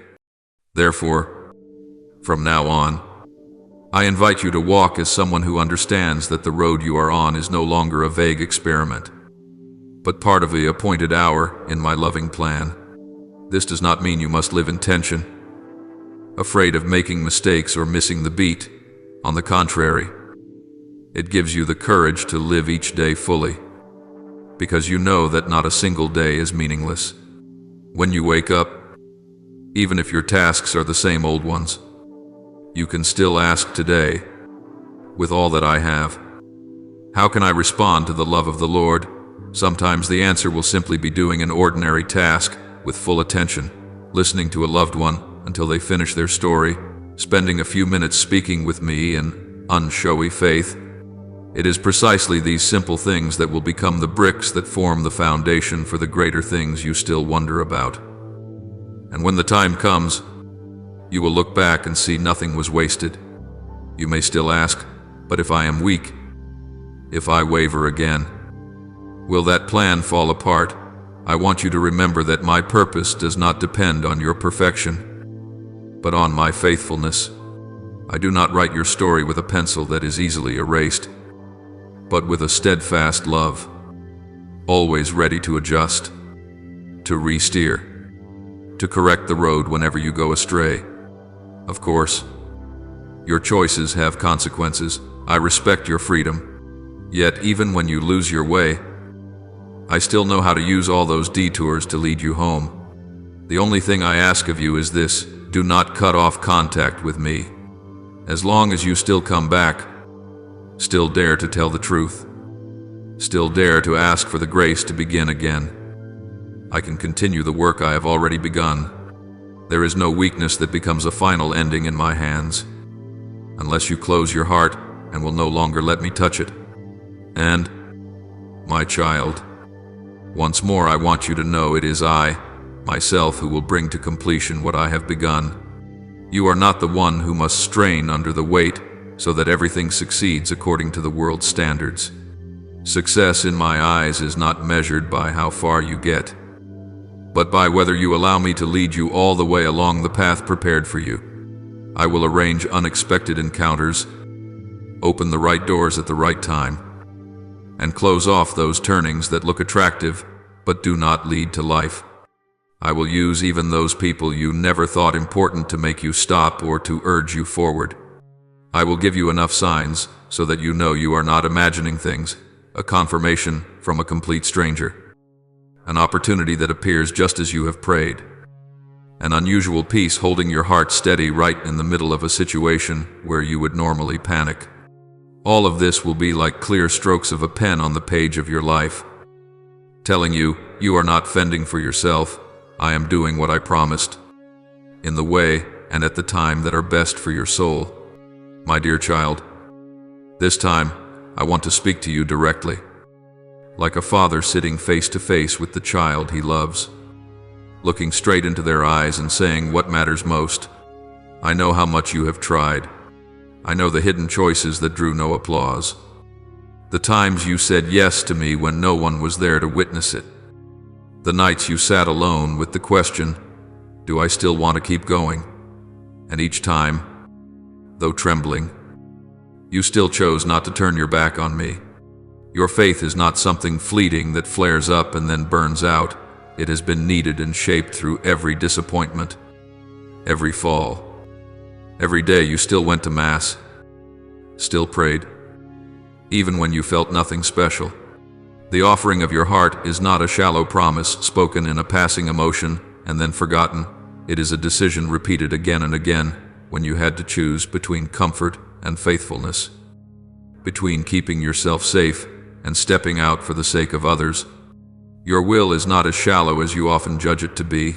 It is deeper than the times you broke your plans, greater than the times you thought you had given up. I have seen all of it, and I treasure every small step you have taken in the dark, in that place known only to you and me. Even so, I want you to understand this one thing clearly. Like a rock-solid foundation beneath your feet, what truly makes for depth within you is not the fact that you have gone astray, chosen wrongly, or chased demands that left you exhausted, but the way you have persevered and come back, the detours and the stretches of road filled with confusion. I do not deny I was there, never taking my eyes off you for even a moment. But your worth does not lie in the number of mistakes you have made, nor in the number of times you have blamed yourself until you were paralyzed. What I cherish in you is that you have not allowed those mistakes to become the reason you give up. Every time you fall, You have a choice either to believe I am finished, or to sigh, weep if you must, and then drag your tired feet back to me. It is precisely in those returns that a quiet strength within you is built up, a perseverance not of a stubborn warrior, but of a child who still believes they have a home to return to. I want you to look back on your past not as a string of shameful failures, but as pages of a journal showing that I did not abandon you, and that you did not abandon yourself either. The period when you lived in confusion, confusing my gentle invitations with the noisy pressures around you, I know how weary it made you. There were times when you thought that only by meeting everyone's expectations would you be worthy of me. There were days you rushed from one task to another, accepted one responsibility after another, saying with your lips for the Lord, while deep inside you were afraid of losing your place, afraid of being forgotten, afraid of being seen as less zealous. I saw very clearly that imbalance within you, and I suffered for it more than you realize. Not because I felt you were doing too little, but because I saw you trading the inner peace I had poured into your heart in order to keep up an outwardly pious image. I do not blame you. You did your best with the light you had at the time. But now, I want to lift you out of that whirlpool, to set you on another, firmer ground, so that you no longer grow weary because of duties whose burden I never signed my name to. The love I have for you does not sway with the times you lose your way, nor flicker according to how much or how little you serve. You may ask yourself, if I do less, if I step back from some activities, will the Lord be less pleased with me? I want you to hear this clearly. My heart does not measure you by your schedule. I have loved you the same from the first day I called you by name, when you were still awkward and did not know what to do. And I will love you just the same in the seasons when you need to step back for healing. I never tie my love to the number of meetings you attend, the projects you lead, or the times your name is mentioned in gatherings. My love is a straight line, not rising and falling with achievements, not bending with the praises or criticisms you receive. When you truly believe this, you will no longer feel the need to do more just to make sure I am not disappointed in you. You will gradually learn to serve as the fruit of a heart that is loved, not as the price you must pay in order to be accepted, because I love you that much. I will not sit by and watch you confuse the voice of the crowd's power with my whisper, or mistake the urgings of fear for the prompting of the Holy Spirit. There are things others demand that you do, roles they expect you to play, ways of living they consider moral standards. Not all of these are wrong, but not all of them are your true calling. I will not allow others to define for me what I desire for your life. I do not hand over the manual of your life to any human being on this earth, whoever they may be, whatever religion or position they hold. It is you and I who together write that journey. So whenever you feel yourself being stretched thin by 1,000, you must do this. You must be that. I long for you to turn back and ask me, Lord, among all these voices, what is it that you truly desire of me? And I promise you, I will not be silent before that question. I may not answer at once with a clear vision, but I will give your heart a particular kind of peace about what belongs to me, and a strange heaviness about what does not belong to you. I hold you close to my heart not as a mere metaphor. It is a very concrete reality. It means that whenever you find yourself lost in a forest of opinions, you can always return to a safe place where I look at you as a child, not as an employee. It also means I cannot bear to let you go on living in that self-punishing kind of religiosity, seeing yourself as a vehicle that must carry every burden of your family, your community, the world. The burdens I have not entrusted to you, if you cling to them, will slowly crush your joy, suffocate your creativity, and dim the clear gaze I have placed in your eyes. I did not make you to become someone who is constantly exhausted, reacting automatically to the needs around you. I created you with the capacity to smile and soften situations, with imagination to open pathways, with a sensitive heart to receive and to pass on my tenderness to others. If you turn yourself into a machine, always buried in work and rushing to get things done, then you yourself, and those around you as well, are deprived of meeting you in the most beautiful version that I desire. There are responsibilities you are carrying now whose mission in your life has already reached its end. Yet, out of habit, out of fear of displeasing others, you still hold them tightly. There are relationships in which, every time you enter, your soul feels drained, but because you fear being misunderstood, you do not dare to step back for the sake of your deepest self. There are ways of serving that I have used to teach you for a season, but I am now gently inviting you to move into a different kind of self-gift that is more fitting for who you have grown to be today. I do not want you to live forever in a garment that has become too tight, just because you fear people will say, "You used to wear it so well, why would you set it aside now?" I want you to believe that when I awaken in you a new desire, a new direction, it is not a betrayal of the past, but the natural continuation of what I have already been doing in you. I hold a great canvas on which every season of your life is woven into the others with deep meaning. You do not need to cling to everything in order to prove you are faithful. True fidelity is the courage to follow my steps, even when they lead you onto an open path that others do not yet understand. What I am doing in you, if you are willing to look closely, is forming within you a quiet reservoir of strength, a kind of power that is neither loud nor showy, yet steady and hard to shake. In the past, people could see you throwing yourself enthusiastically into a long list of tasks, always present, always busy, and they assumed that was strength.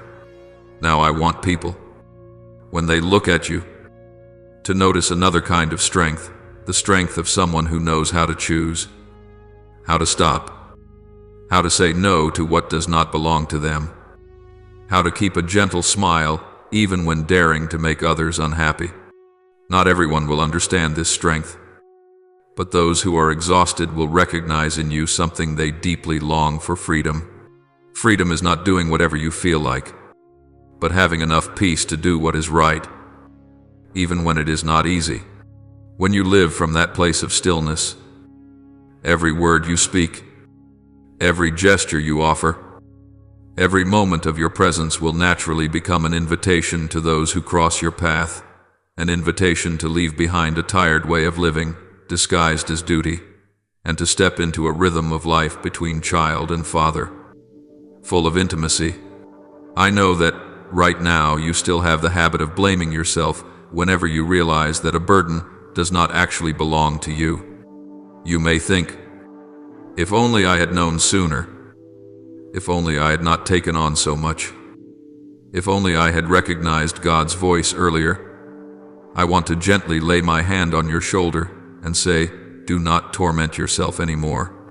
I was there, right in the middle of your immature choices, and I have used even the years in which you carried the wrong things to teach you what no book could ever teach.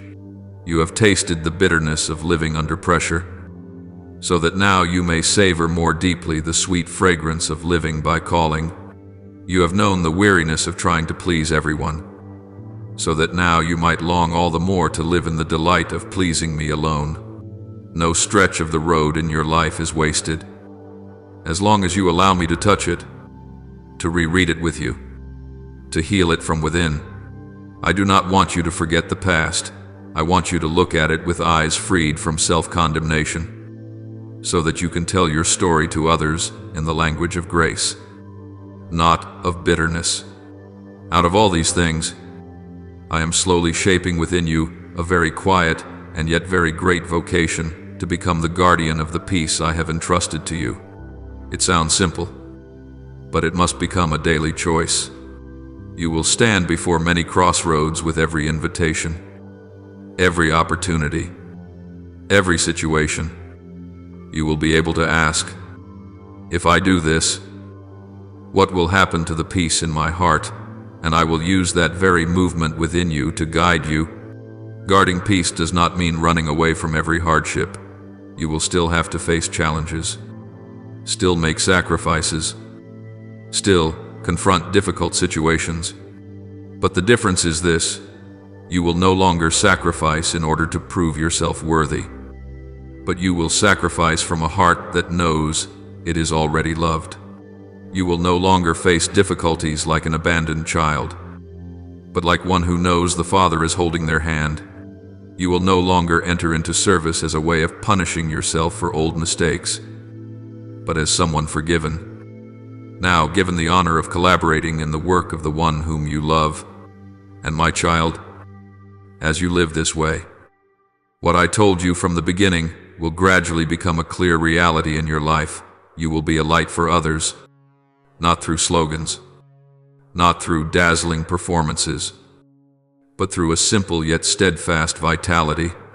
Those who have been like you, who have lived exhausted beneath layers of religiosity, will see in you another way and quietly say to themselves, maybe I can live with God like this too. In that moment, you will not need to pull them along, nor persuade them with complicated arguments. It will be enough for you to keep faithfully living your own life as a true child. And I myself will draw them toward me through your very presence. You will come to see that the whole journey from weariness to peace, from self-carrying to learning to lean, from confusion to discernment, has never been only your private story. It is my invitation that begins with you but does not end with you.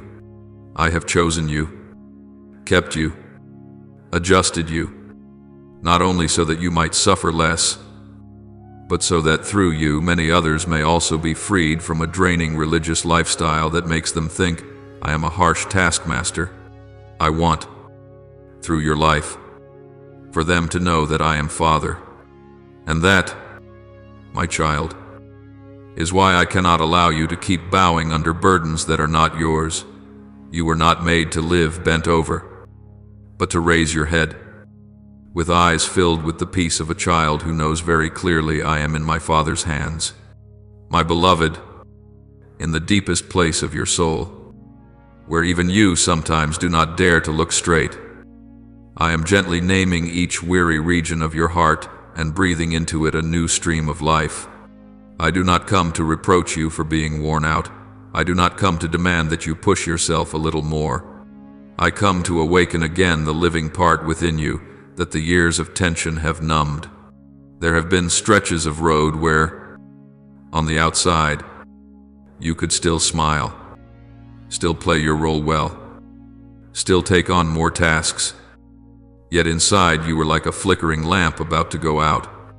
Today I bend down, not to criticize, but to tell you this lamp was not created to slowly die like this. I want you to reclaim your true strength, not blind endurance, but the inner power that flows from knowing you are loved without condition. The courage I am inviting you to now is not to walk one more long stretch though you are already exhausted, but to dare to stop, to dare to recognize that you are overloaded, to dare to be honest with yourself and with me. I cannot keep living like this anymore. That very moment, when you stop playing the role of the one who is always fine, is when my spirit finally has room to renew you from within. Do you remember those times when you came home after a long day?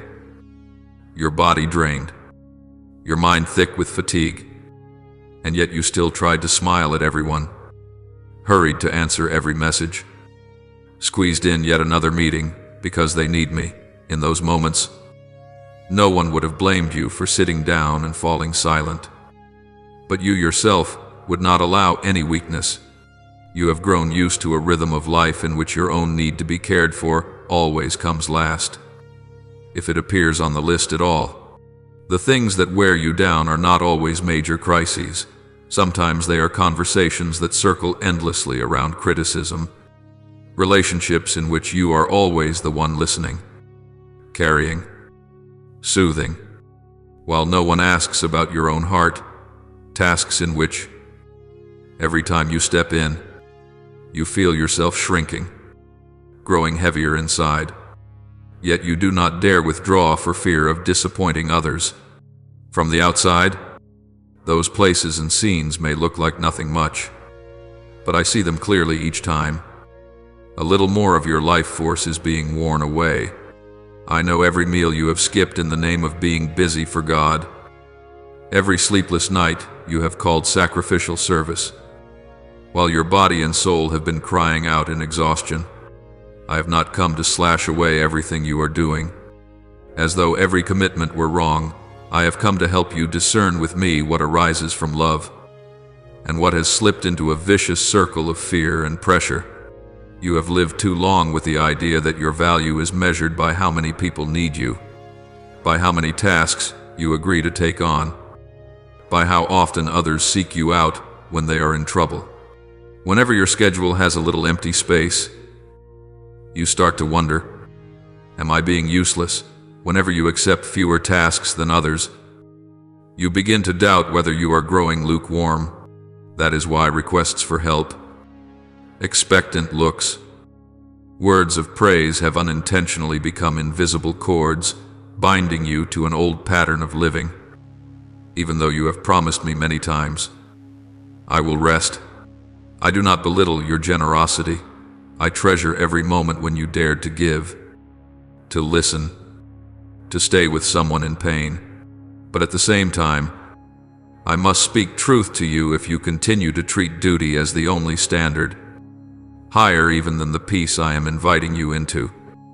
Then sooner or later you will have nothing left to give anyone, not even to me. Stop for a moment and try to look deeply at each scratch you have so long just skimmed over, the wounds no one ever saw, the times you were misunderstood yet just smiled and brushed it off, the casual remarks that unwittingly pierced your weak spots, the times you forced yourself to say it's fine, while inside it felt as if someone had just slammed a door shut. All of these, bit by bit, have laid a weight on your shoulders that you yourself do not fully realize. Your long-lasting fatigue is not proof that you are weak, but a red warning sign telling you you have gone beyond your limits. You have been carrying things that do not belong to you. If you treat these warning signs as enemies, if every time your body aches and your mind sinks, you blame yourself for not trying hard enough, for lacking faith, for not loving enough, then you will keep treating my wake-up calls as noise that must be silenced. I want you to treat your feelings and even your exhaustion as friends speaking up to protect you, not as enemies that must be suppressed. My spirit does not reject the fragile human part in you. He breathes life right into the very places where you think you are worthless. Today I set before you a very real crossroads, not drawn on any external map but running straight through your heart. On one side is the old road continuing to live as before, trying harder, tensing yourself up more, weaving more reasons not to stop, persuading yourself that I will get used to it eventually, that this is the price to pay for loving the Lord.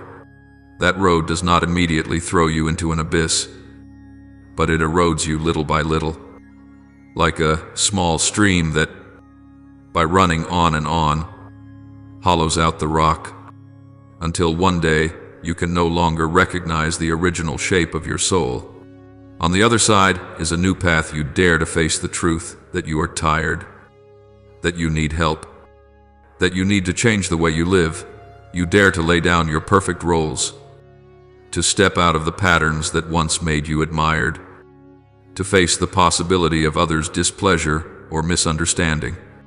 I do not condemn you if you still hesitate. I understand the fears that surround you. But I will not lie to you. Only one of these two roads leads you into a spacious place where you can truly live, not merely survive. Sometimes choosing to enter a new rhythm of life with me does not mean immediately changing your whole environment or all your responsibilities, but changing the way you are present in them. I may begin by inviting you to carve out clear pockets of silence in your day, times that are not invaded by screens, by demands, by the need to respond to every message at once. In those moments, you allow yourself to breathe deeply, to notice what in this day feels heaviest in your heart, to bring it before me and let me shed my light on it. You practice saying very concrete sentences to others. Right now, I cannot. I need time to think. I'm sorry. I do not have the strength to take on more. Each time your heart will tremble because it feels unfamiliar. Guilt may even rise up. But let me remain with you right inside that feeling. I will gradually separate the obsession I must please everyone from your image of true love. You will see that the love that comes from me does not demand that you forget yourself, but teaches you to love yourself rightly so that you can love others in a healthy way. I also want to touch on a quiet fear. You worry that if you no longer keep up the rhythm of always trying, I will be disappointed, will see you as less fervent, less worthy, less useful. In reality, the truth is the opposite. My child, every time you push yourself to do more just to calm the anxiety that I might forget you, you unintentionally place me in the same position as those who once hurt you, the ones who only remembered you when you were productive. I am not an employer forever holding a timesheet. I am the father who rejoices simply to see you sit beside me, even when you are doing nothing impressive. I do not value you because of titles such as zealous servant, great sacrificer, one who carries many burdens for others. I love you for who you are, with your tender spots, your unresolved places, your days of confusion. Your weariness does not push me away. It is precisely when you are exhausted that I long most to hold you close to my heart. If you will let me. The choice before you now is not a once-and-for-all event, but a series of small moments in which you must say yes or no in the details. Each morning when you wake up, you can ask, today will I live like someone who has to prove themselves, or like a child already loved? Whenever you receive a request, you can ask yourself, am I saying yes out of genuine love, or out of fear of losing my place? Whenever you feel your body and soul falling apart, you can decide, will I keep pretending a bit longer? Or will I bring this weariness before the Lord? These very ordinary decisions, repeated over and over, will slowly form a different way of life, where my spirit has room to move and is not shut in by layers of self-made busyness. I do not press you to change everything in a single night. I walk with you step by step, even when your steps are slow and trembling, and sometimes turn back toward a few old paths. What I desire is that you do not let the shame of falling into the old ways again drive you away from me. Return as quickly as you can. With a sincere heart, I am tired in the same old way again. Please lead me from the beginning once more. You also need to learn to cherish the small signs that life is returning within you, instead of belittling them. It may be an evening when you dare to turn off your phone earlier than usual. Read a passage of the Word and then go to sleep. A moment when you dare to share honestly with a trusted friend that you are about to collapse. A Sunday when you come to church not with the mindset of, I must serve and get everything done, but simply to sit at my feet and listen. These moments, though small, are like the first strokes of a spade, reopening the spring within your heart. I rejoice in each small step like that, and I want you to learn to rejoice in yourself as well. Instead of always waiting for dramatic changes before you admit that God has acted, the more you notice these subtle movements, the more you will recognize that I am close, concrete, and gentle, not distant as you once imagined in your dark seasons. And my dear child, perhaps what I most need you to engrave in your heart today is this: draining you of all your strength has never been my goal. I did not create you as a tool to be used up and discarded, nor did I give you a vocation so that it would crush you. When I see you exhausted, I do not think, it must try harder to be worthy. I think, it has used all it could, now it is my turn to restore and heal. What you consider completely depleted is in my eyes, the best starting point, because there you no longer cling to the illusion that you can manage on your own. Your deep weariness does not prove that you are a failure, that your faith is weak, that your heart is ungenerous. It only shows that you have carried too much, for too long, sometimes even carrying what was mine to bear. Instead of continuing to punish yourself for letting yourself reach exhaustion, let me use that very sign as a gentle invitation. Come back, lay things down, and allow me to do my part in your life. In my hands, the years you have lived, braced and strained, will not be wasted. They will be transformed into deep compassion for those who are exhausted as you once were. But first of all, I want to use them to teach you a precious lesson. You were not created to live by your own strength, but to live by, with, and in me. If today, as you read these words, you feel a weight in your chest, your eyes grow moist, or your heart sink without knowing why, do not rush to brush it aside. That may well be the response of your soul to the invitation I am giving you. You do not need to immediately write out a plan to change your whole life. You only need, right now, to say to me in the simplest words you have, I am tired. Please lift me up. Please teach me a different way to live. I will take hold of that whisper, like a father lifting a child who has just stumbled, and I will walk with you in the first steps along the path of restoration, a path on which, day by day, my spirit will gradually rekindle the darkened places and restore to you the joy of living as a child, not as someone forever running without rest in the name of living for God, and for you truly to live as someone freed from that exhausting religious way of life. I need to work with you to unpack, one by one, the luggage you have carried on your back for so long, thinking it was mine. For many years you have quietly taken into your heart many things that did not come from my heart at all. The pressure to always maintain a flawless standard image, the obsession with always being at your best, always positive, always strong, the constant worry that if you slow down for a moment, need a day of rest, need to say, I cannot handle this anymore, you will become a burden, that you are betraying your calling. Beneath all of that lies a very small yet persistent voice. You are not allowed to disappoint anyone. You must try harder, otherwise you are nothing. These thoughts at first seem to come as harmless reminders, but over the years they have turned into chains, tightening ring by ring around your soul, leading you to believe that I too look at you with the same harsh gaze as people do.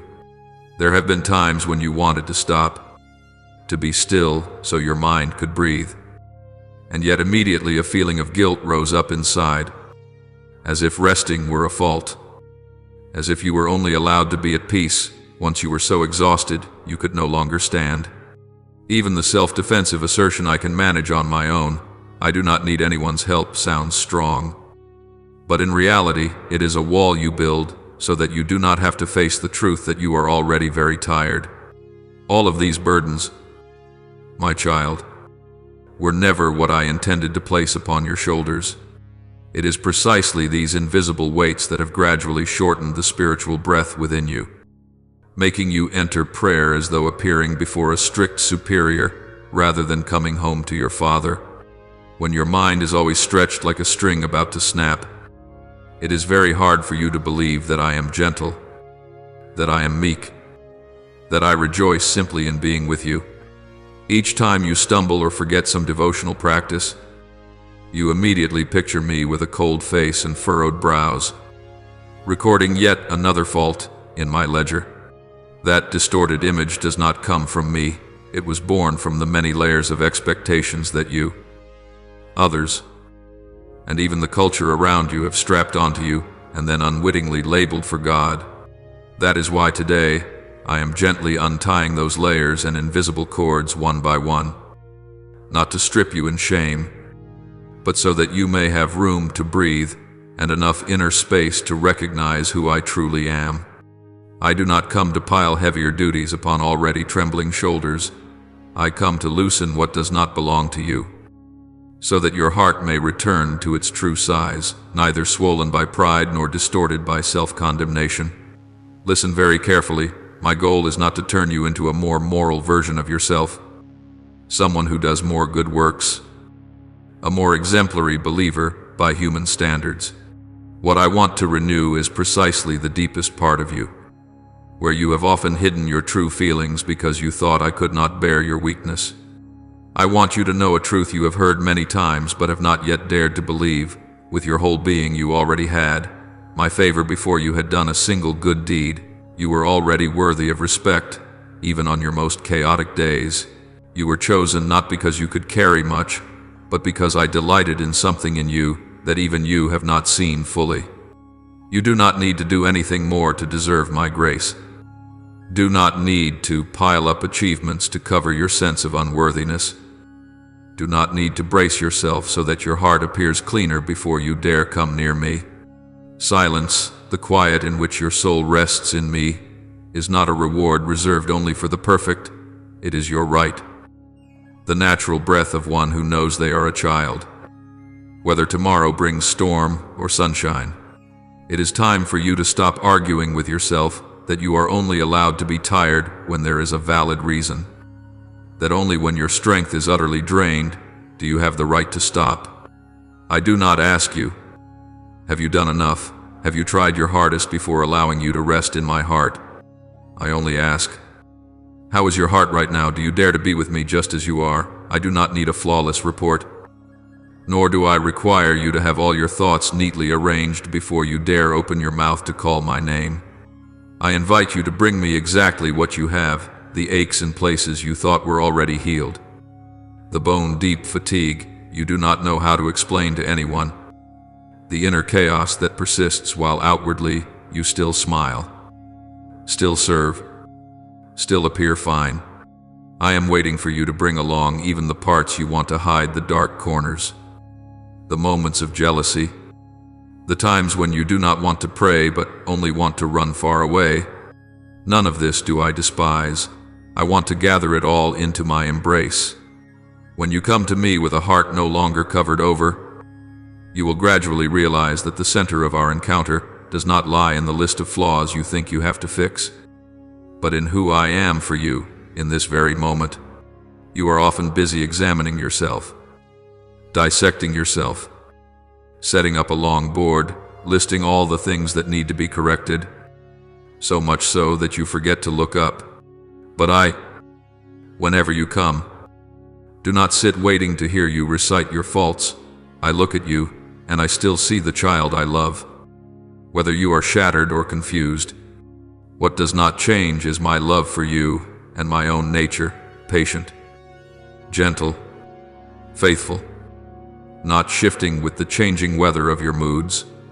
What does change is whether you dare to believe this, whether you allow that love to go down into the places where you still think you must first fix yourself before you dare open the door to me. When you begin to see me more clearly as the one who does not run away from your chaos, that is also when your image of yourself is put back in order, lighter, less harsh, closer to the truth. I want you to understand that what is happening in your heart right now is like the breaking dawn of a new day. Dawn does not appear with a loud crash. It rises gently, slowly, as each ray of light slips through the dense black curtain of night. The change I am working in you is the same.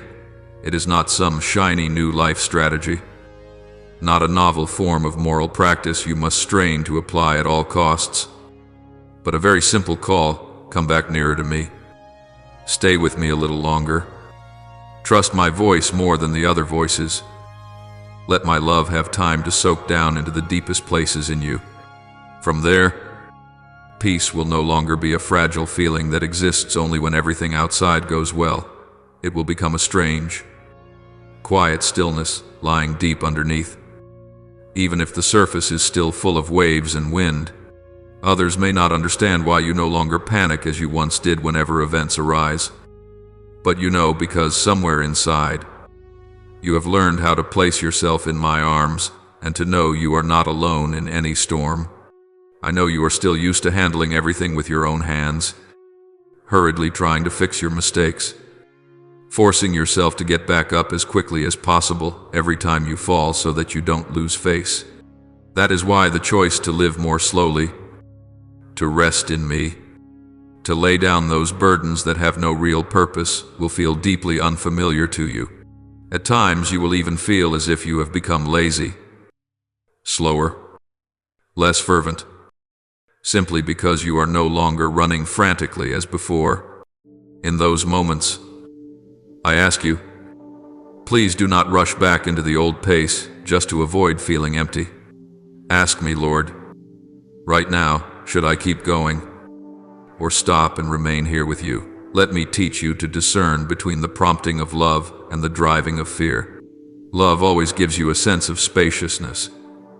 Even when you are doing difficult things, fear always makes you feel pushed, pressured, dragged along, unable to catch your breath.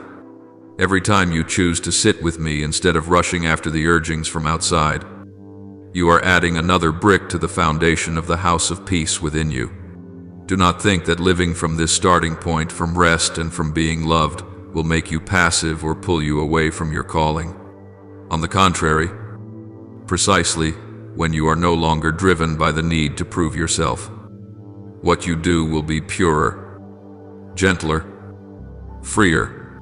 You will begin to see more clearly what has truly been entrusted to you and what are merely good works, but not your work to do. You will feel less of a need to show up everywhere, to have your voice in every debate, to carry on your shoulders every responsibility that happens to be left unclaimed. Instead, you will sense a very concrete invitation here. With these people, in this time, you are being called to be a sign of my love by the fullness of your presence, not by a long checklist of tasks you must complete to keep up with others. A life of service flowing from a place of rest in me will be less noisy, but deeper, more enduring, and far less likely to leave a bitter aftertaste in your heart. As your inner world is gradually put back in order, I will use your very life as a living answer for those who are carrying similar burdens. You do not need to have a perfect teaching about spiritual rest. You do not have to become an expert in healing or life balance. It is enough that you dare to truly live this new rhythm, a rhythm that makes room for silence, for weakness, for rest, for a no when needed, for a yes that springs from freedom, so that those who see you may find themselves asking, could it be that I am allowed to live like that too? Your story, how exhausted you once were, how deeply you once misunderstood me, how you once choked your own soul with your obsessions, if it is told again with humility and gratitude, will open a door for others. They will realize that I do not only set free very special people, but that I also long to touch very ordinary hearts, breaking in very ordinary ways, under very ordinary responsibilities. And my child, this journey does not demand that you be perfect starting tomorrow. There will be days you forget to come back to me, moments when you slip again into the old habit of taking on more just so you won't feel useless, days when you again blame yourself for not doing as well as others. I have already seen all of that in advance, and I am already there waiting to bring you back, not to close this road because you took a wrong step. Every time you realize you are returning to old tracks, you need only stop, breathe out, call my name, and say honestly, I am tired again. I am lost again. Please let me begin again from the place of being loved. I will never grow tired of receiving you back at the same point, because that place is my own heart, and I never grow tired of loving you. Do not be in a hurry. Do not fear that you are moving too slowly. What matters is not how far you advance in the eyes of the world, but that each small, clumsy step brings you a little closer to me. Then every burden you lay down, every time you dare to rest, Every tear you are willing to cry before me will become a paving stone on the path leading you into a new way of living, the life of one who knows they are a child, loved, upheld, and sent not to burn themselves out, but to shine forth that gentle light which only hearts that have been relieved of their burdens can bring into the world. My child, right now I am doing something very quiet and yet very great in your heart. I am not simply giving you a few days off so you can regain your strength and then jump back onto the old treadmill. I am gently closing an entire long stretch of road on which you have had to brace yourself just to survive. I step into the midst of all the sighs you dare not voice to anyone. I sit down right beside the tangled thoughts you keep trying to push away whenever you must appear fine. I embrace all those nights when you lie staring at the ceiling, your heart heavy as stone, your mouth curved in a polite smile, while inside you only wish to disappear. I do not come to tell you try a bit harder, but to say very clearly the time has come for me myself to lighten the burden you thought you had to carry all your life. You are not wrong for wanting to be loved. You are not weak because you have come to the end of your strength. You have simply walked too long in a rhythm of life that did not arise from my heart. And today I want to lay my hand on that very place of weariness, not to reproach it, but to heal it at the root. I know that all this time you have thought that living closely united with me means always being ready, always present, always keeping yourself calm and steady, never allowing your image to crack.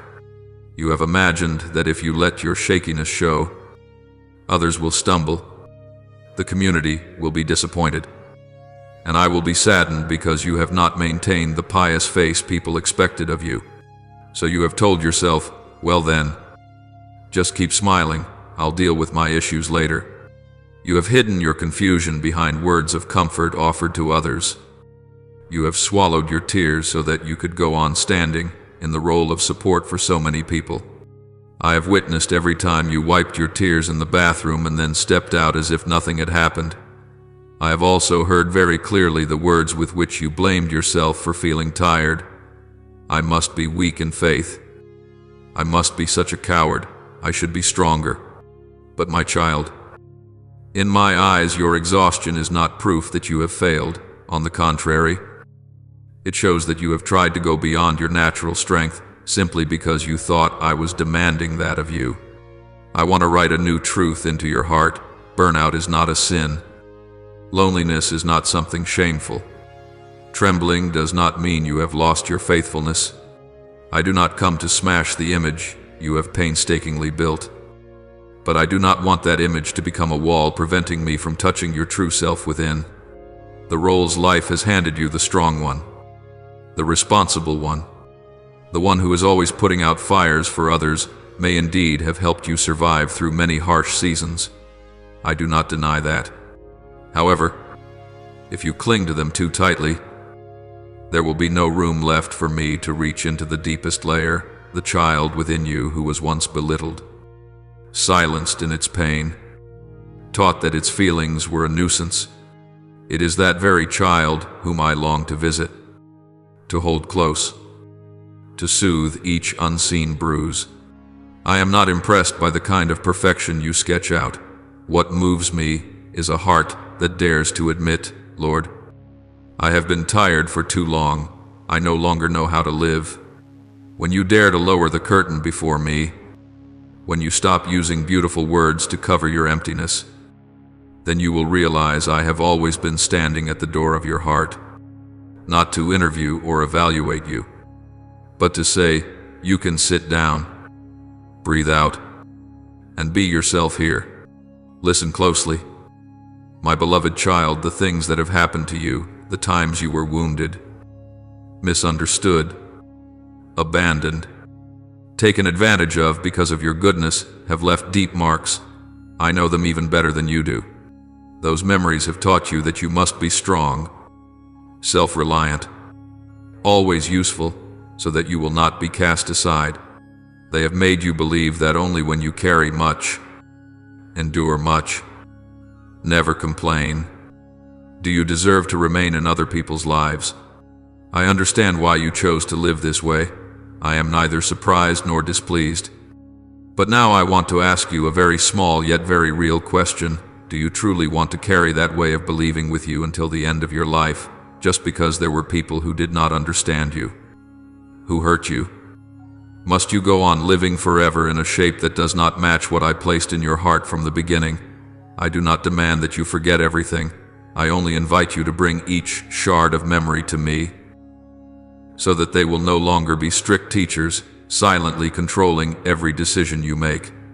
I want what once choked you to become fertile ground for a new life, a life in which you are allowed to soften, allowed to be weak, allowed not to have to win every battle.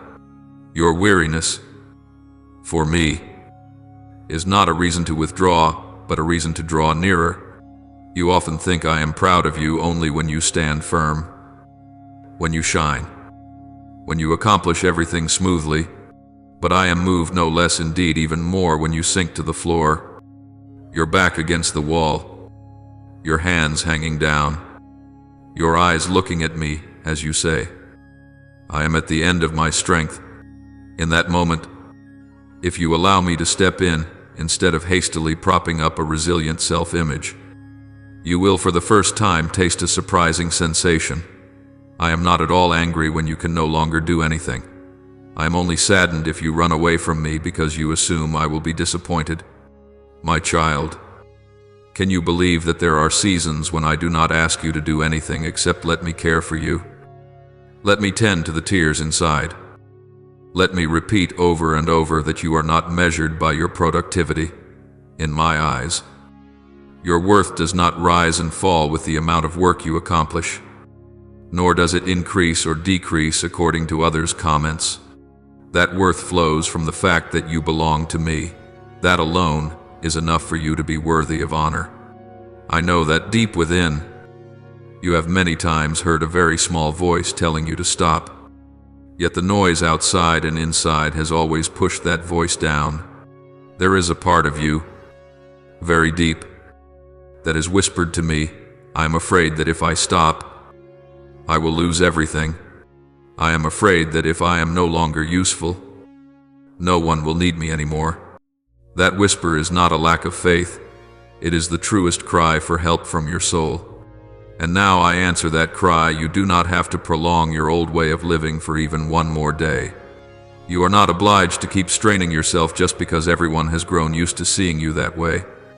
You do not have to prove your faithfulness by abandoning your own body, forgetting your feelings, or suppressing the limits I have placed within you.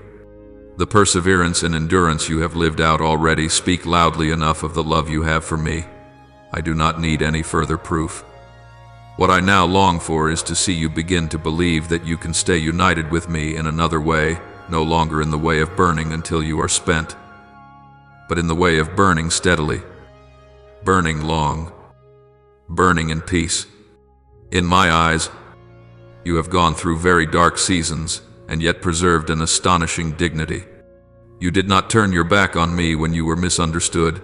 You did not harden your heart when your prayers seemed unanswered. You did not take revenge on anyone, even when your heart felt torn apart. You did not get through these things by becoming bitter, but by trying to believe that I was still there, even in silence. I look at those choices and I am more proud of you than you can imagine. And yet I do not want you to remain in the role of the one who can endure a lot. I want you to step into the role of the one who lives fully, not only knowing how to be patient in pain, but also knowing how to open your heart to receive joy, how to savor the peace I am giving, how to smile, not to reassure others, but because you are truly light inside. To make that possible, I must gently peel off the layers of clothing you have put on yourself, the garment of the one who is always strong, the garment of the one who can always manage everything, the garment of the one who always takes responsibility for everyone, so that I may give you back to yourself, fragile yet beautiful, easily wounded yet filled with the capacity to love. I am opening before your eyes a season that no longer revolves around the question, have I done enough, but rather, do I dare to let God see all of me? I want to lead you from living out of obligation, to living out of relationship where your first concern is no longer, what must I do for the Lord, but where today have I allowed the Lord to touch me, you will still continue to serve, to give, to pour yourself out. But the starting point will be different, no longer fear, nor a feeling of being in debt, but gratitude and freedom. You have the right to say to me, Lord, I am tired, I just want to hold on to you, and do not yet want to say anything, and I will gladly stay there with you. You have the right to laugh, to rest, to play, to enjoy the gifts I give you, without that uneasy thought that you are wasting time. Those simple moments are exactly where I restore the childlike spirit in you, the part that has been hardened by years of striving, and precisely when you draw near again to that childlike part, you will find it easier to trust me, easier to let go, easier to relax into my hands. My child, what I am saying to you today is not a temporary consolation to help you feel a little better before everything goes back to the same. This is the opening declaration of a new season, a stretch of road where you no longer have to drag yourself along in the heavy armor you forged for yourself, but begin to learn how to walk with a lighter heart, with barer feet, in greater truth. I will not change you in a single night, nor demand that you abandon every old habit at once. I will lead you in small steps, very small, just enough so that you are not overwhelmed, yet do not slip back into the old circle. I will invite you to try stopping a little earlier, to try speaking a little more honestly, to try asking for help a little more, to try keeping silence a little longer. Every time you dare to do so, you are cooperating with the work of renewal I have begun in you.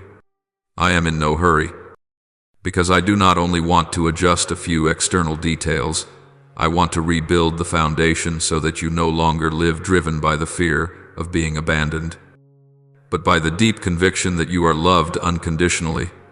And when that foundation is firm, whatever you do, even the smallest thing, will carry a different scent, not the smell of tension and exhausting effort, but the fragrance of a free heart that knows it belongs, knows where it rests, and knows it is held fully by me.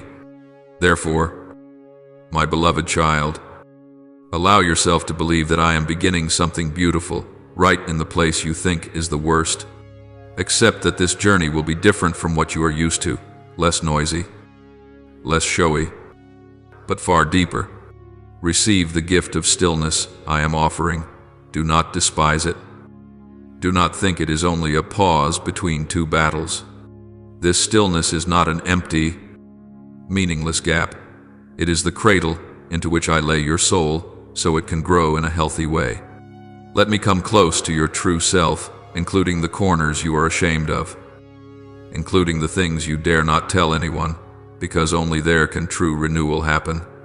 And when one day you suddenly realize that you no longer have to perform as much as before, no longer have to fear losing your place, no longer tremble at the thought of others turning away as they once did, then you will understand it is not that you suddenly became stronger, but that I have gently given you back to yourself, to your own face, before it was reshaped by wounds.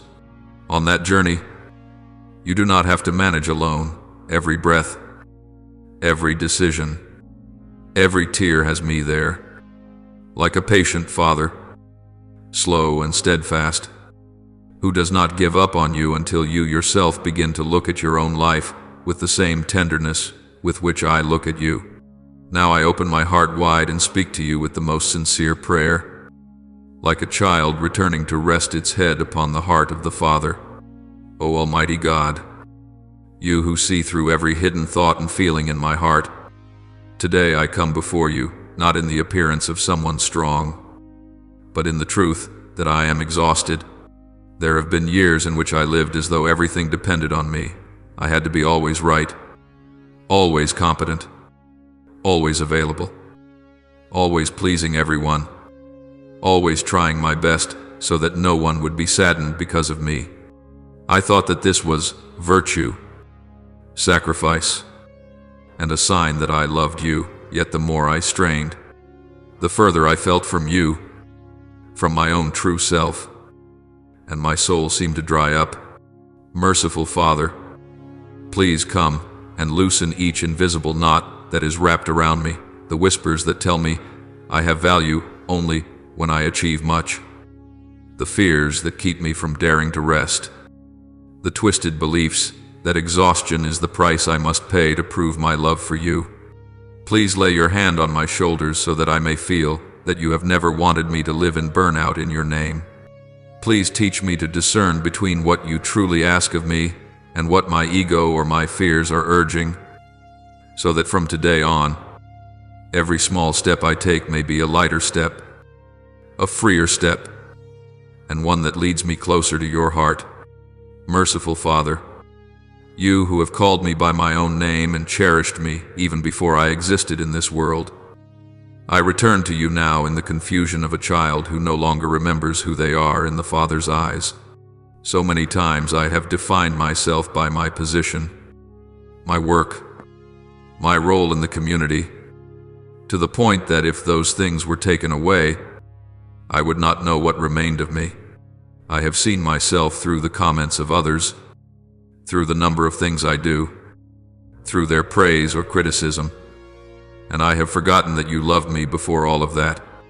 Today, I dare to lay down all the labels I have worn on my chest: the efficient servant, the self-sacrificing one, the one who is always available, so that only one simple truth remains: I am your child. Please heal in me the distorted belief that I must always be useful in order to be worthy of love. Please whisper to me again, clearly and deeply, that I am precious simply because I am your child. That resting in you is not laziness but the right of a child. From now on, may every time I come to you not be to report achievements or list failures, but to remain, to be held, to learn to see myself through the gentle gaze of my Father. O Almighty God, I bow my head in gratitude for every stretch of road I have walked, even the dark parts where I once saw only loss. Looking back today, I recognize that in the nights when I was exhausted and ready to give up, it was you who quietly kept me from collapsing completely. I thank you for the times I thought I had been abandoned, when in truth you were lifting off my shoulders burdens that were never mine to carry, for the doors that closed so I would not remain trapped in cycles that drew me away from you. I am grateful that you did not let my tears be meaningless, but used them as water to wash away illusions and ambitions disguised as piety, so that I might return to you in greater truth. I praise you for a mercy that never grows tired, for having patiently waited until I was willing to stop, to listen, and to let you touch the deepest places of my soul. Compassionate Father, rich in mercy, I offer you my thanksgiving for the great grace of being allowed to call you Father and to know that I truly am your child. I thank you for removing from me the heavy yoke of having to prove my worth through results and outwardly religious deeds. I praise you for reminding me that before I sing, teach, serve, or build anything, you have already loved me completely and invited me to sit beside you. I thank you that the moments of prayer which seem so poor, when all I can do is sigh, are precisely when you hold me most closely. I thank you for calling my name without attaching any title, simply as my child. And through that, I've begun to learn how to live more lightly, no longer clutching at my image, no longer forcing myself to be worthy, but simply becoming more truthful before you. I offer this prayer in the holy name of the Lord Jesus Christ. Amen. Do not forget to subscribe and turn on notifications so that together we can build a strong and vibrant community of faith.